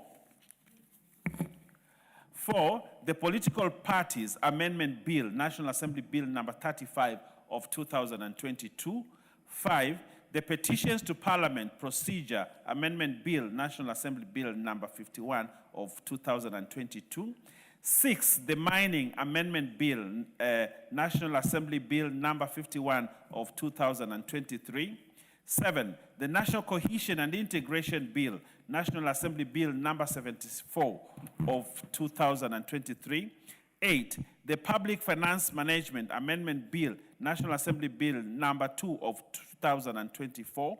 Nine, the Sexual Offences Amendment Bill, National Assembly Bill number 78 of 2023. 10, the Cancer Prevention and Control Amendment Bill, National Assembly Bill number 19 of 2023. 11, the Kenya Sign Language Bill, National Assembly Bill number 1 of 2024. 12, the Employment Amendment Bill, National Assembly Bill number 62 of 2023.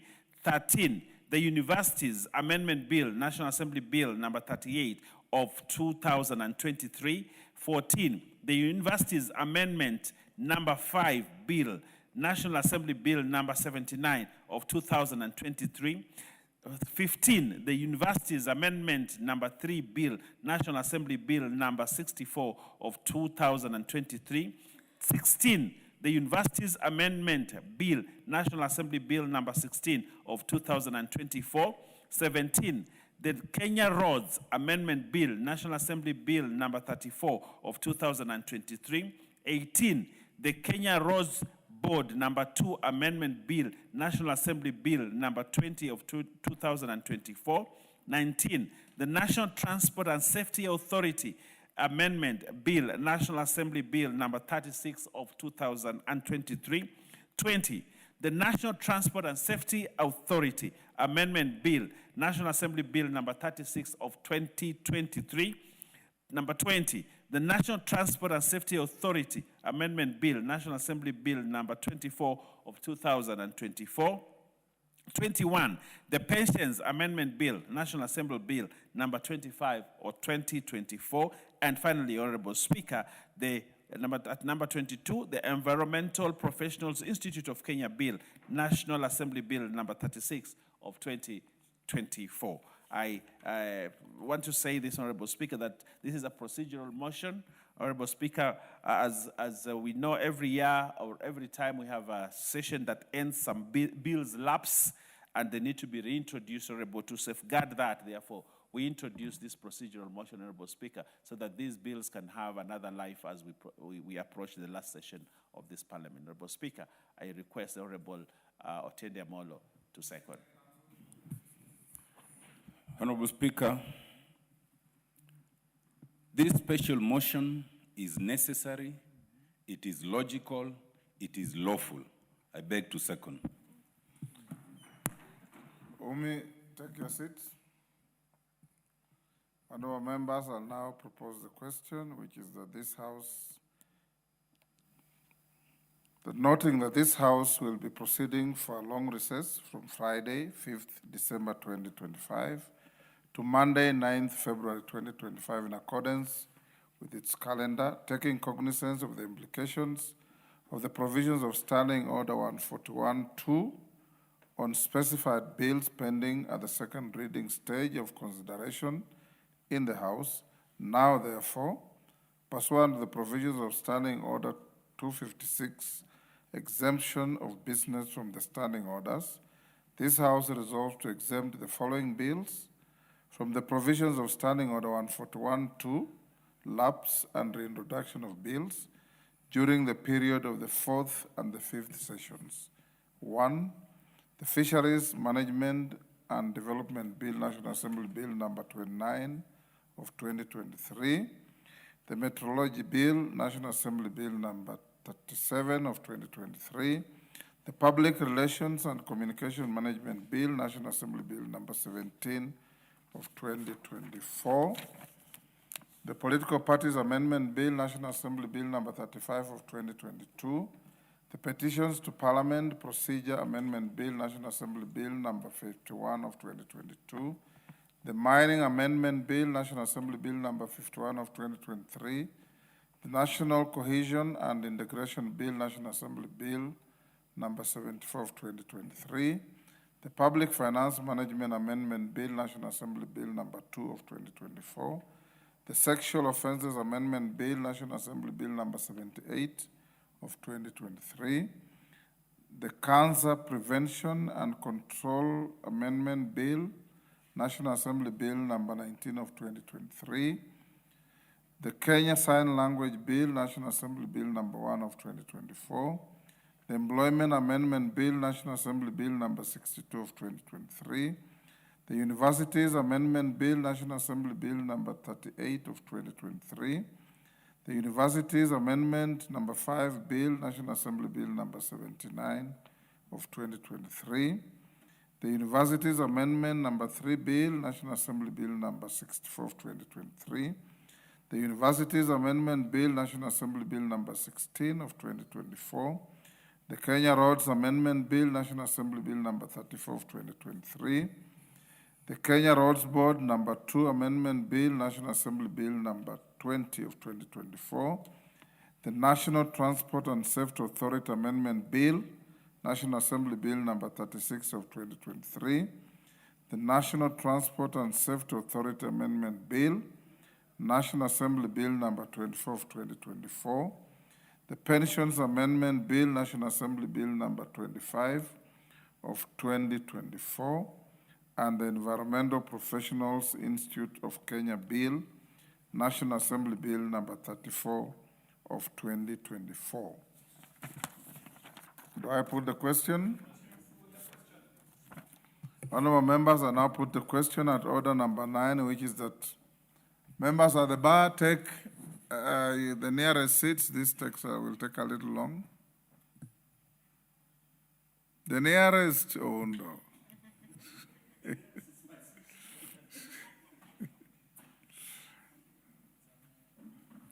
Thank you. I'll now put the question at order number 9, which is that noting that this House will be proceeding for a long recess from Friday, 5th December 2025 to Monday, 9th February 2025 in accordance with its calendar, taking cognizance of the implications of the provision of Standing Order 141-2 on specified bills pending at the second reading stage of consideration in the House. Now, therefore, pursuant to the provisions of Standing Order 256, exemption of business from the standing orders, this House resolves to exempt the following bills from the provisions of Standing Order 141-2, lapse and reintroduction of bills during the period of the 4th and the 5th sessions. 1. The Fisheries Management and Development Bill, National Assembly Bill number 29 of 2023. 2. The Meteorology Bill, National Assembly Bill number 37 of 2023. 3. The Public Relations and Communication Management Bill, National Assembly Bill number 17 of 2024. 4, the Political Parties Amendment Bill, National Assembly Bill number 35 of 2022. 5, the Petitions to Parliament Procedure Amendment Bill, National Assembly Bill number 51 of 2022. 6, the Mining Amendment Bill, National Assembly Bill number 51 of 2023. 7, the National Cohesion and Integration Bill, National Assembly Bill number 74 of 2023. 8, the Public Finance Management Amendment Bill, National Assembly Bill number 2 of 2024. 9, the Sexual Offences Amendment Bill, National Assembly Bill number 78 of 2023. 10, the Cancer Prevention and Control Amendment Bill, National Assembly Bill number 19 of 2023. 11, the Kenya Sign Language Bill, National Assembly Bill number 1 of 2024. 12, the Employment Amendment Bill, National Assembly Bill number 62 of 2023. 13, the Universities Amendment Bill, National Assembly Bill number 38 of 2023. 14, the Universities Amendment number 5 Bill, National Assembly Bill number 79 of 2023. 15, the Universities Amendment number 3 Bill, National Assembly Bill number 64 of 2023. 16, the Universities Amendment Bill, National Assembly Bill number 16 of 2024. 17, the Kenya Roads Board Amendment Bill, National Assembly Bill number 34 of 2023. 18, the Kenya Roads Board number 2 Amendment Bill, National Assembly Bill number 20 of 2024. 19, the National Transport and Safety Authority Amendment Bill, National Assembly Bill number 36 of 2023. 20, the National Transport and Safety Authority Amendment Bill, National Assembly Bill number 24 of 2024. 21, the Pensions Amendment Bill, National Assembly Bill number 25 of 2024. And 22, the Environmental Professionals Institute of Kenya Bill, National Assembly Bill number 36 of 2024. As members of that opinion say aye. Will those of the contrary opinion say nay? The ayes have it. Next order. Yes, Oundo? Thank you, Honorable Speaker, on this matter. Honorable Speaker, I have a very interesting matter, interesting case. I sponsored a bill.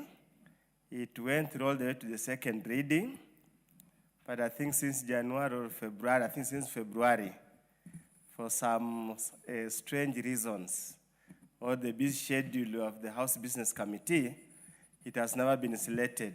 Which bill is this? The Land Control Bill. Yes. It has never been selected for the third reading, and I just wanted to find out, I know the standing order still saves it, but I just wanted to go on record that is still saved until the House Business Committee find it convenient to allow it to come for the third reading. I mean the Committee of the Whole House and the third reading. Thank you, Speaker. It is a safe bill already, as you rightly say. When we resume, you can drop a note to the Speaker so that I cause the matter to come before House Business Committee to be allotted time for the third reading. Yes, Dr. Nyikal. Thank you, Mr. Speaker. I think it's a good thing to save the bills that we do. Mr. Speaker, how do we make sure that bills that we pass and go to the Senate actually do not lapse there? Because this is something of concern. I know right now we have, from my committee, there are 2 bills that are in the Senate. So I don't know how safe they are. Last time, I remember the assisted reproductive technology bill actually lapsed and we had to do it again. Yes. That's after a lot of work has been done. What is the procedure so that we save our bills when they get to the Senate? We don't have any procedure on how to, from our house, save bills in the other house. But if you drop me a note again, I would then direct the clerk to reach out to the clerk in the other house I could also reach out to the Speaker to ask him if they can employ similar mechanisms as we have employed to save those bills from collapse, so that we do not have them repeated and restarted, which is a waste of a lot of time put in and hard work. So if I can have your note by tomorrow morning, I can then engage with the other house. Yes, Owen? I just want to say one thing. I remember two days ago you texted me and asked me whether it was my bill that had been challenged in court. Yes. The act that had been actually been assented to and lost at the court, Honorable Speaker. And I was taken aback a little bit, and I think I explained one or two things, but I also want to put on record, Honorable Speaker, that sometimes when we do research on bills, I personally do deep research, a lot of it, before I present a bill. And for a bill to journey from the first reading until, pre-publication, until it comes and passed here, Honorable Speaker, we have done some good job. But when it goes for assent, there is a lot of discomfort sometimes from cabinet secretaries and from users of that bill that think we're infringing on their space. They rush when the bill is about to be assented and advise that it should not be assented, and they give proposals that change the law, proposals which they should have brought at a committee stage and be considered. But the cabinet secretary writes to say, no, this bill cannot pass. And yet, that should have been considered. He was given an opportunity in the House to actually come by the committee and challenge the bill or make an input. Honorable Speaker, it goes to State House, and they change the bill at that level. And the same thing that we actually wanted to do here is what the court had said. You remember, Honorable Speaker, the bill on NLC. I had actually seen there's a judgment in court that had said you cannot limit a constitutional right by time. There is already a judgment that says the same thing. And when I was bringing the bill, I was actually considering that judgment and therefore correcting the law so that now we pass the appropriate law. It goes for assent, it is returned, and the presidential memorandum, we cannot raise the requisite number, and therefore we pass it, Honorable Speaker. Then the court goes back and says, no, this was wrong. And we are here again, Honorable Speaker. I think we need to have a good liaison office between Parliament and the office that handles bills when they go to State House for assent, so that, Honorable Speaker, we are able actually to be on the same page. Otherwise, it is embarrassing, really, to have a situation where I present a bill and had taken care of the issues, then now we are back on the same thing. It speaks volume, Honorable Speaker, on what research is done actually in the office, the legal office of State House, Honorable Speaker. I thank you. Yes, Senior Counsel. Mr. Speaker, the concerns by the Honorable Owen Baya are legitimate, but I'm surprised because that liaison office he's talking about, I thought is his office. Because from where we sit, Mr. Speaker, for us, the leadership of the majority are our liaison between Parliament and State House. That is our understanding. And secondly, Mr. Speaker, Dr. Undo is intervening in ways I will not repeat. But secondly, Mr. Speaker, and I've said this before, it behoves the Honorable Owen Baya and the leadership of majority to actually advise State House on these matters. What happens is a continuity of an impropriety. Because once this House has debated and passed a bill, in truth, once it goes to the President, it ought not to be amended. What ought to happen on the face of the Constitution as worded is that the President can return it with his, reservations, which then the Speaker, you will guide whether in the original form of that bill, those reservations are taken care of or not. And sometimes you can find that the reservations are actually already accommodated and they are misplaced. But what has happened constantly is that the bill is then amended and brought in an amended form, And then we are put in a situation where we can only overrule the observations and reservations by a supermajority, which we have never been able to do. The blame, ultimately, is not with State House. The blame must be with us. Because if we are really persuaded with what we passed, and if we really want it to be law, why can't we master that 2/3 to overrule those reservations? So, in my view, two things should happen. The Honorable Owen Baya and the leadership of the majority should actually help us by advising State House. Yeah? First, that cabinet secretaries, PSs, and other technocrats ought to involve themselves as the procedure is going on. Secondly, that what ought to happen is not what's happening. There should be reservations and observations, but not an amendment. But thirdly, to rally the House where appropriate to override those reservations, in my humble opinion. Thank you, Mr. Speaker. In fact, Owen, you may recall I've raised this matter with the President. It is not his fault either. It's actually the fault of two offices. Your office and the President, in his wisdom, created a Department of Parliamentary Liaison in the office of the Prime Cabinet Secretary, whose duty it is, among other things, to ensure that there's continuity of engagement between Parliament and the departments of government. What I have seen, and you know, is that bills come to the House, departments of government in the ministries led by the ministers are invited to come and present their views. They don't show up. Your office does nothing. The Parliamentary Liaison Office does nothing either. And when we present bills for assent, the same ministers then turn up and say, we were not consulted. That is where the problem lies. In your office and in the government liaison office in the Prime Cabinet Secretary's office, where there is a full PS responsible for this. So if you up your game, as Senior Counsel says, then we will not be having these issues, because where the ministries have participated actively and fully in the process, we don't have issues. And every time I ask committees what happened, they say we invited them, they didn't show up.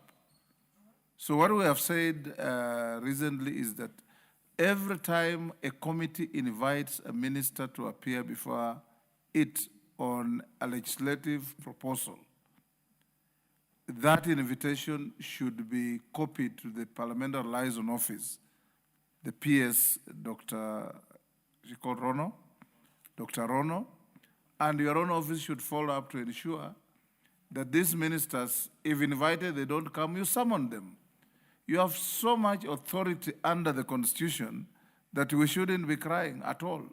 And when I saw your bill being challenged, and you see, once we pass a bill, we are funked as official. Anybody can go to court and challenge it. I send you a message and ask you, is this your bill that I see being challenged? And the rest is a detail that we'll deal with. Next. Order number 10, motion.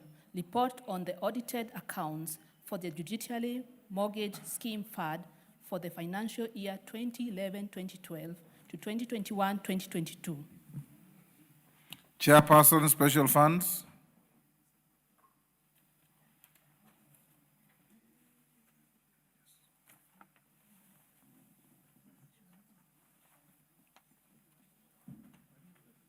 Honorable Mohammed Fatuma Zainab.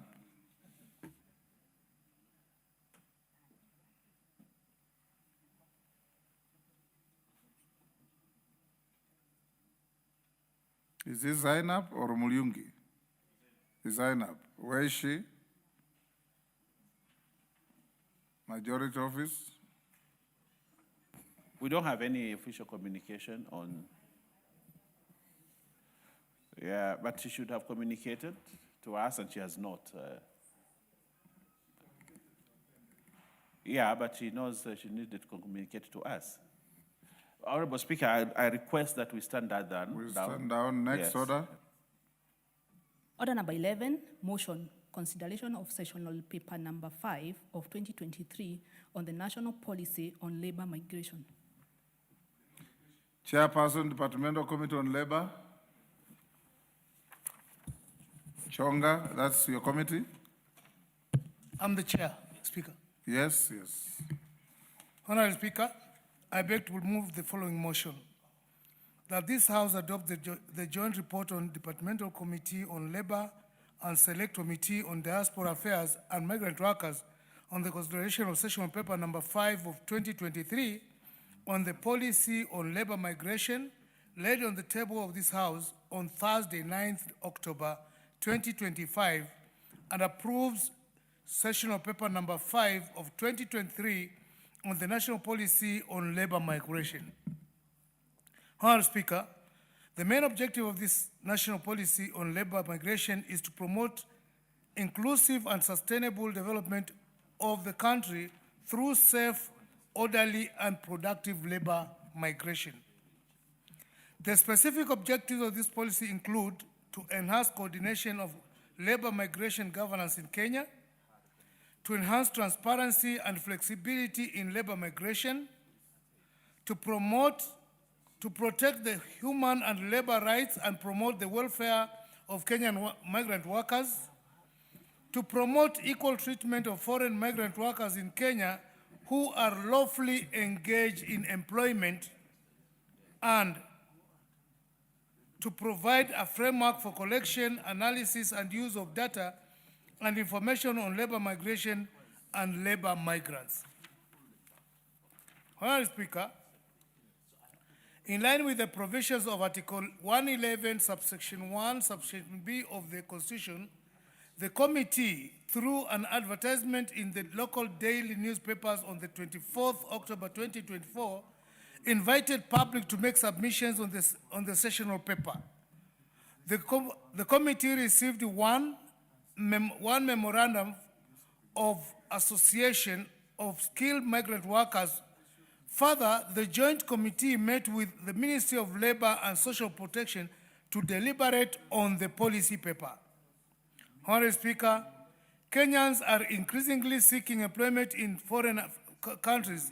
Hence, the critical need for a well-managed, safe, regular, and productive labor migration. Honorable Speaker, labor migration continues to greatly contribute to the growth and development of the country's economy. It is a source of employment and livelihood to many Kenyans, one of the main avenues of technology and skill transfer between countries, and source for much needed remittances. Diaspora remittances are currently one of the Kenya's highest foreign exchange earners. Honorable Speaker, despite these benefits, the sector continues to face numerous challenges in terms of decent work deficits, inadequate labor migration governance, and migrant workers' protection. Furthermore, the reported cases of Kenyan migrant workers in distress have been on the rise, calling for sustainable solution in which can be achieved through comprehensive policy, legal, and institutional framework. The national policy on labor migration has therefore been prepared against this realization. Honorable Speaker, the policy applies to all Kenyan migrant workers, including potential and recruiting migrant workers, the private employment agencies operating in the country, all relevant agencies, and both state and non-state actors involved in labor migration. The policy covers the entire labor migration cycle, from pre-departure, orientation, departure, and post-arrival orientation, to the entire period of stay during employment and return to Kenya. Honorable Speaker, the committee, while considering the sessional paper, observed that the labor migration sector is guided by legislation that approves for the regulation and of the recruitment of migrant workers. However, the legal provisions have been insufficient given the high prevalence of distress cases experienced by migrant workers. The sessional paper, therefore, proposes the development of the Labor Migration Management Bill and its regulations. Kenya lacks reliable data on migrant workers, which hinders of effective labor market planning, skills inventory development, and management and protection of the rights of the workers. Honorable Speaker, some of the socio-economic benefits expected if the policy is successfully implemented include well-managed and coordinated labor migration to ensure safe migration pathways and protection of the rights of Kenyan migrant workers. 2, increased access to decent employment opportunities for Kenyans, especially the young people who bear the brunt of the high unemployment. This is expected to relieve the country of the unemployment pressure. 3, increased flow of the much-needed remittances, which is critical in earning the country foreign exchange. And finally, skills and technology transfer. Honorable Speaker, for these reasons, on behalf of the Departmental Committee on Labor and Diaspora Affairs and Migrant Workers, I beg to move this motion on the sessional paper.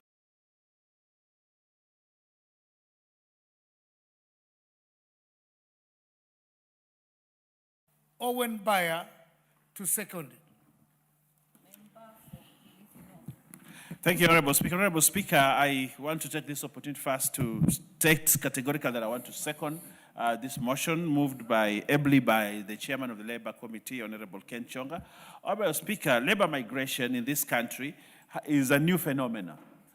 It's not really a new phenomenon, but I think this government has picked it up and made it one of its key pillars in terms of employment and offering employment to Kenyans abroad. Honorable Speaker, this issue has been belabored by a lot of issues.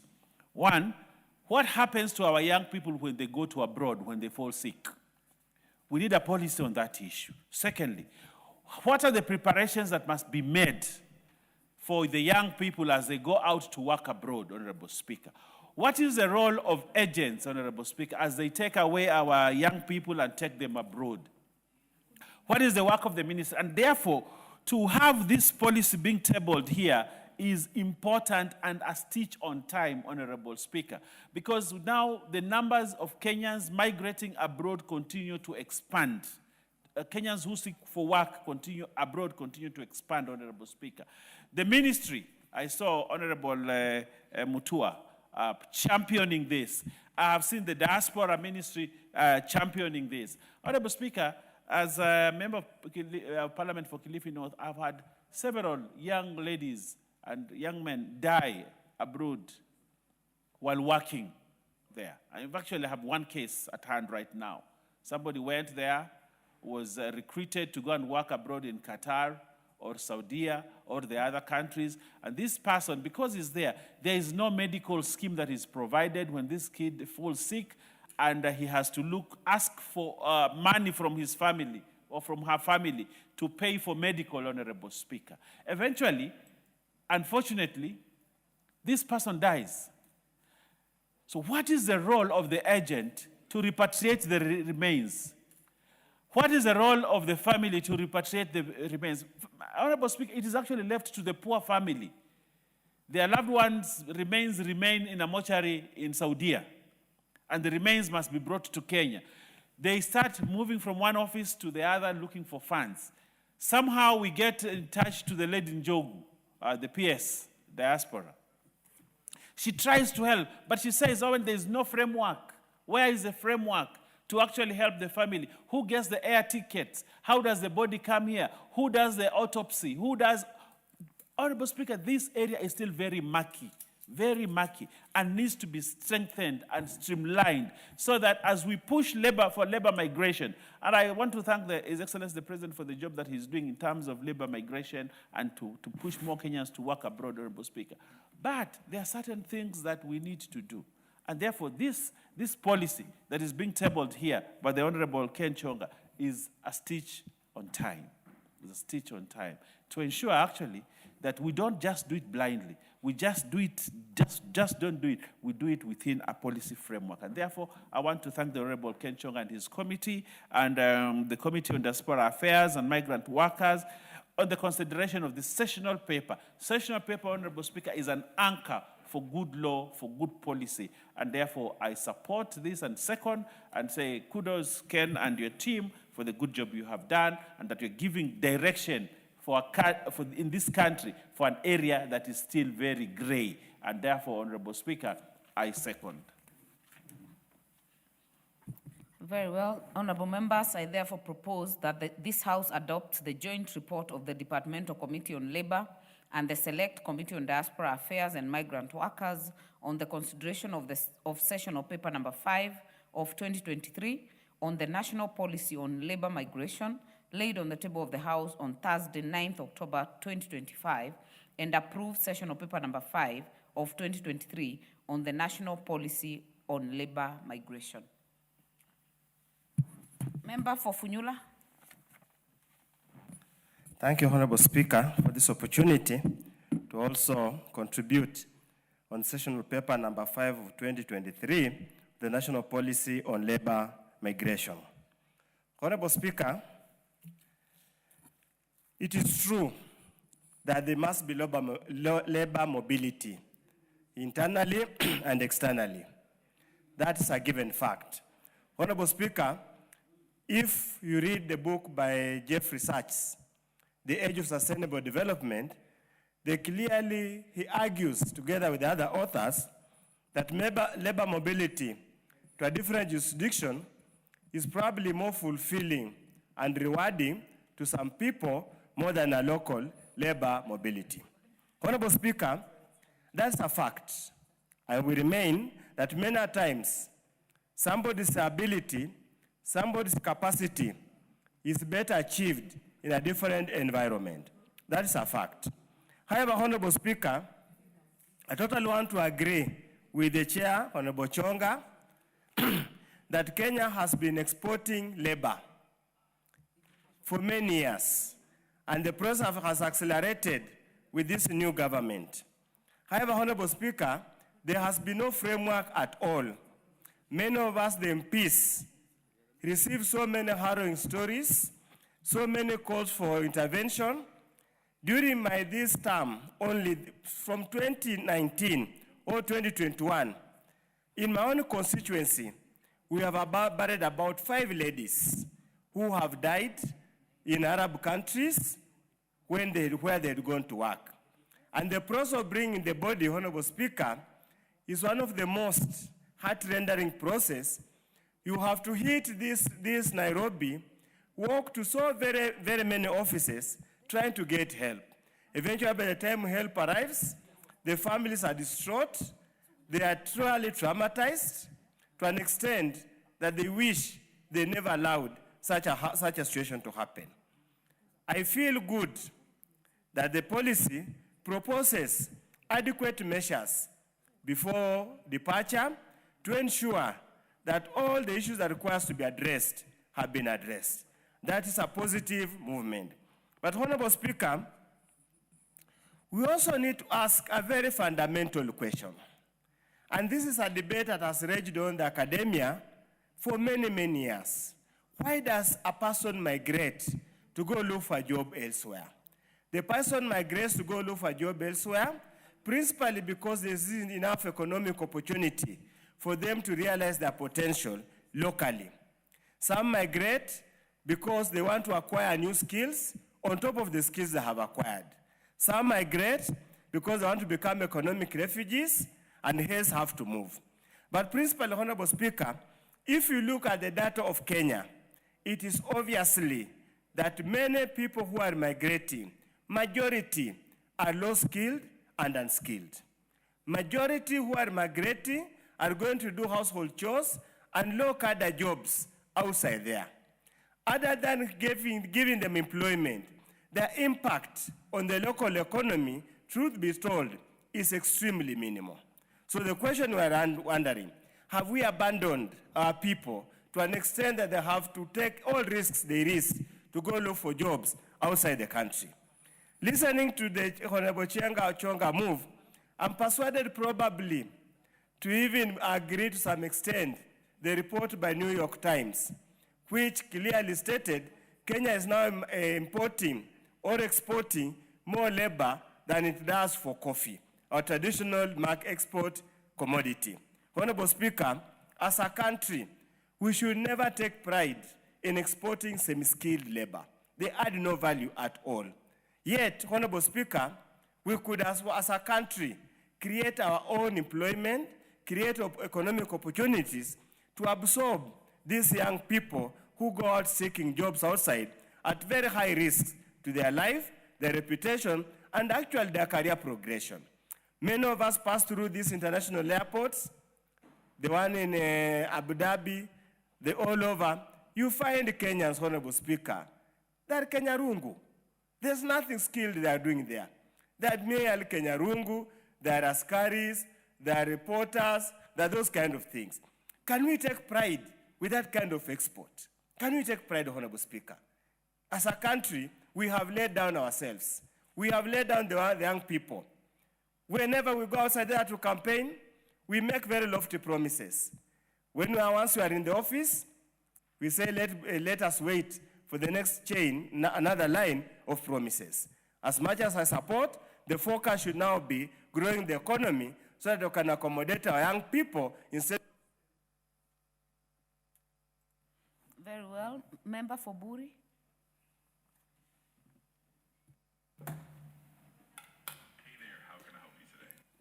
Thank you, Madam Speaker, for giving this opportunity to contribute to this very important motion which has been brought up in this House. Madam Speaker, one of the greatest problems that we are experiencing in this country is employment for our people, and particularly the youth. And what the government has been trying to do is to create opportunities both locally and internationally. On the local front, we're dealing with more creation of more opportunities through industrial development, agricultural development, and all those sectors that enable the country employment to expand. But at the same time, Madam Speaker, we have the issue of skills development, because I think that is very key, because you can have so many people, but they lack the necessary skills that are required to perform work either locally or internationally. The other factor, of course, we need to create decent and good work environment for our people. And lastly, but not the least, Madam Speaker, we cannot prevent labor migration. It's an international expansion through either directly or indirectly, but we cannot avoid it. What I have picked from this paper presented by the committee is that it is creating another awareness and the basis for which we need to continue tidying up on the importance of having properly guided policy to manage the labor capacity that we have in the country. Madam Speaker, you remember there have been so many session of papers in the past. The session of 1988, the session which I've just cross-checked, which dealt with unemployment. I've checked another one for 1982 that dealt with development and employment in Kenya. There was another session, 2006, that dealt with employment and strategies. And then 2013, the same. And then 2023, a national policy on labor migration. Now we have another one that's being proposed, which I believe will be either complementing what already existing, or is a new reflection based on the way we want the economy to grow in terms of the labor force.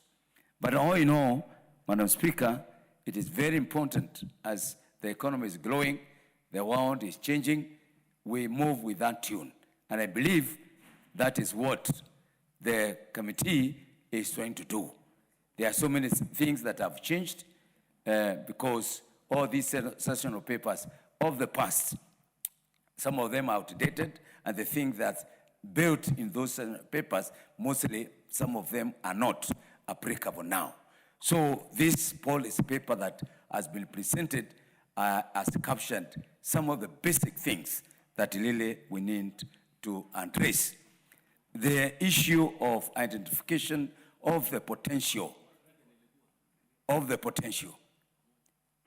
the need for qualification and experience, the need increasing number of unemployment. There is the issue of safety. There is the issue of the blockers, the issues of registration when our workers go, our people go to work in the foreign missions. So, Madam Speaker, based on that, it is very important that the government is moving with the current trends. And therefore, I agree that we really need to move fast, and that is the essence of this document. Madam Speaker, if we cannot manage ourselves, then somebody else is going to manage us. I believe as the government is trying to enhance local productivity, which create opportunity for employment, the external opportunities need to be exploited. And therefore, when our people go out there, they need to feel safe, we need to feel that they are working in a nice environment, they are being paid properly, and when time of need comes, particularly during sickness and other things that require attention, all those things are inbuilt in a document that can be taken, can be considered. More importantly, 1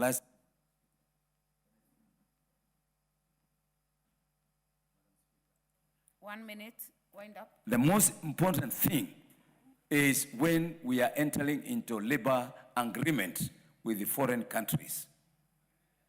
Madam Speaker, the other countries would like to see the kind of policy that our country has. If we don't have an updated policy as a country, it becomes a disadvantage to us when we want to go and negotiate on the benefit of labor in foreign countries. I thank you, Madam Speaker. Very well. Honorable John Paul.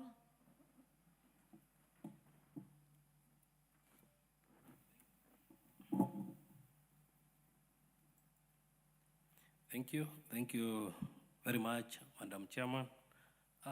Thank you very much, Honorable Speaker. Honorable Speaker, I take this opportunity to support this session of paper number 5 of 2023. Madam Speaker, I want to say that it has come in the right time when the migration number of the young people who are seeking employment outside is growing up. And Madam Speaker, we have experienced many agencies or agents, Madam Speaker, who normally recruit or register our young people to go and work outside there without any framework, a good framework which can help them to secure a reliable job outside there. And even when they want to return back, Madam Speaker, there have been no policy to help them to return back home, Madam Speaker. So this session of paper will streamline things as the young people are migrating or are going out of this country to go and work there, Madam Speaker.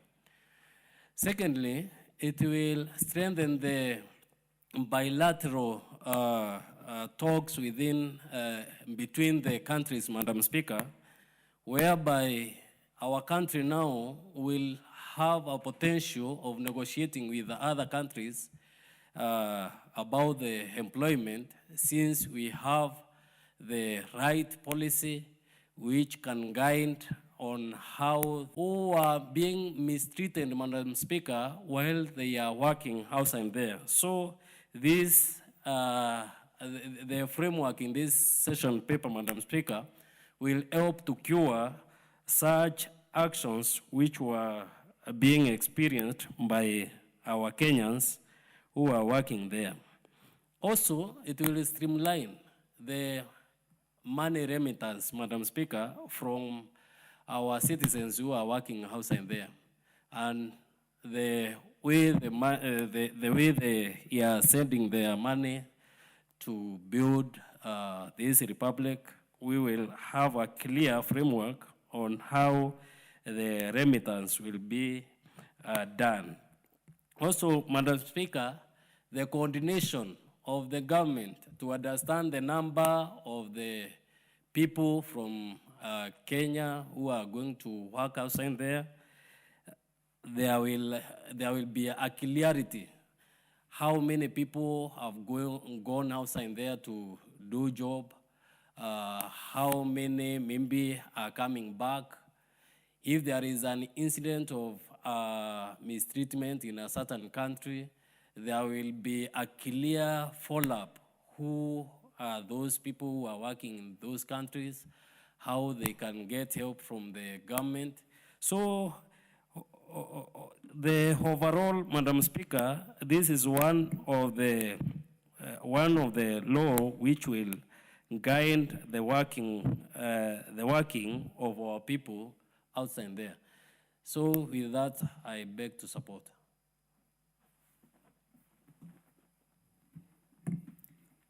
There being no more interest on this, I will call the mover to reply.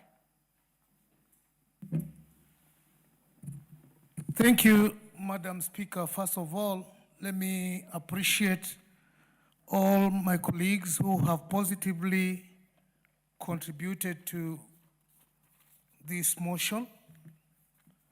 And two, I also want to appreciate the members of the committee and those of the Committee on Diaspora for their contribution as well. Madam Speaker, I don't want to go back into debating a report that I participated in creating.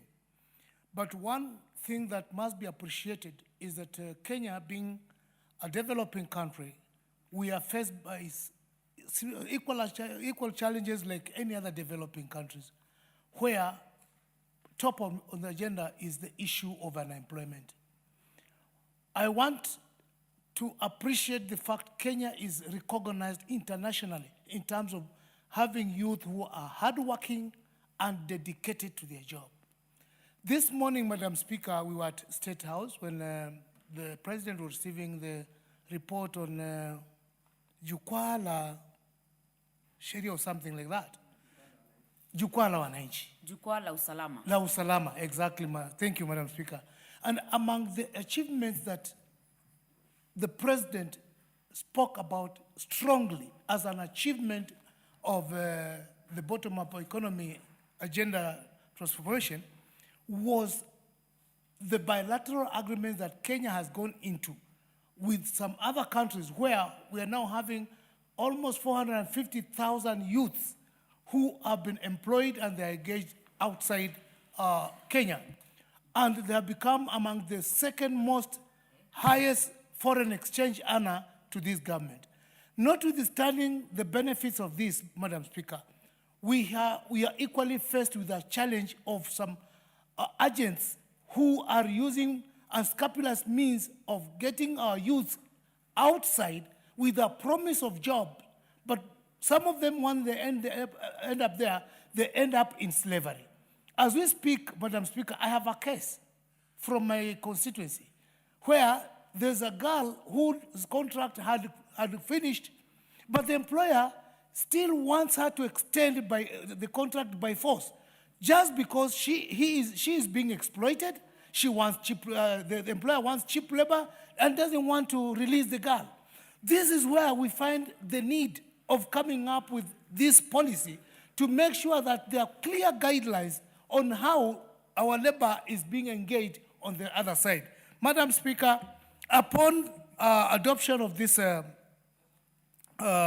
policy, we can see a situation where now we can come up with a labor migration bill that will regulate, streamline, and control all the activities related to labor migration.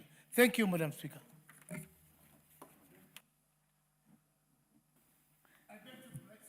You beg to reply. Yes, Madam Speaker. Thank you. Be on record. I beg to reply, Madam Speaker. Thank you. Very well. Honorable members, the putting of the question will be deferred. Next order.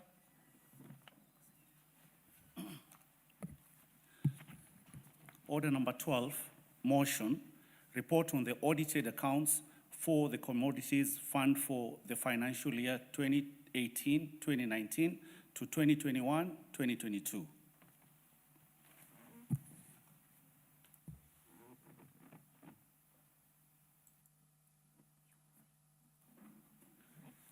Being moved by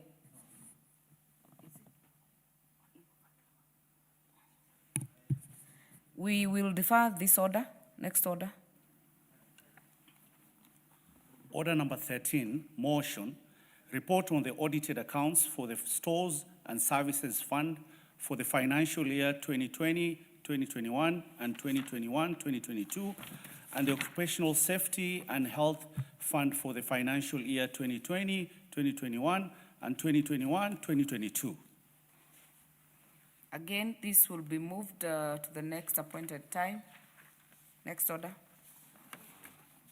Order number 14, motion, report on the audited accounts for the Land Settlement Fund for the financial year 2020, 2021, and 2021, 2022, and the Railway Development Fund holding account for the financial years 2017, 2018 to 2021, 2022. Same fate will be deferred to the next appointed time. Next order. Order number 15, motion, consideration of the petition regarding pollution of River Athi.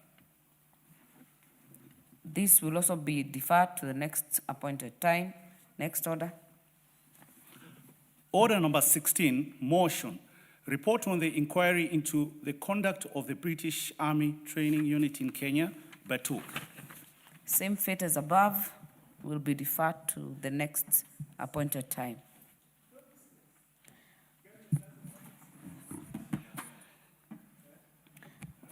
Honorable members, be upstanding. Honorable members, and the time being 6:02 p.m., this House stands adjourned until tomorrow, Wednesday, 3rd December 2025 at 9:30 a.m.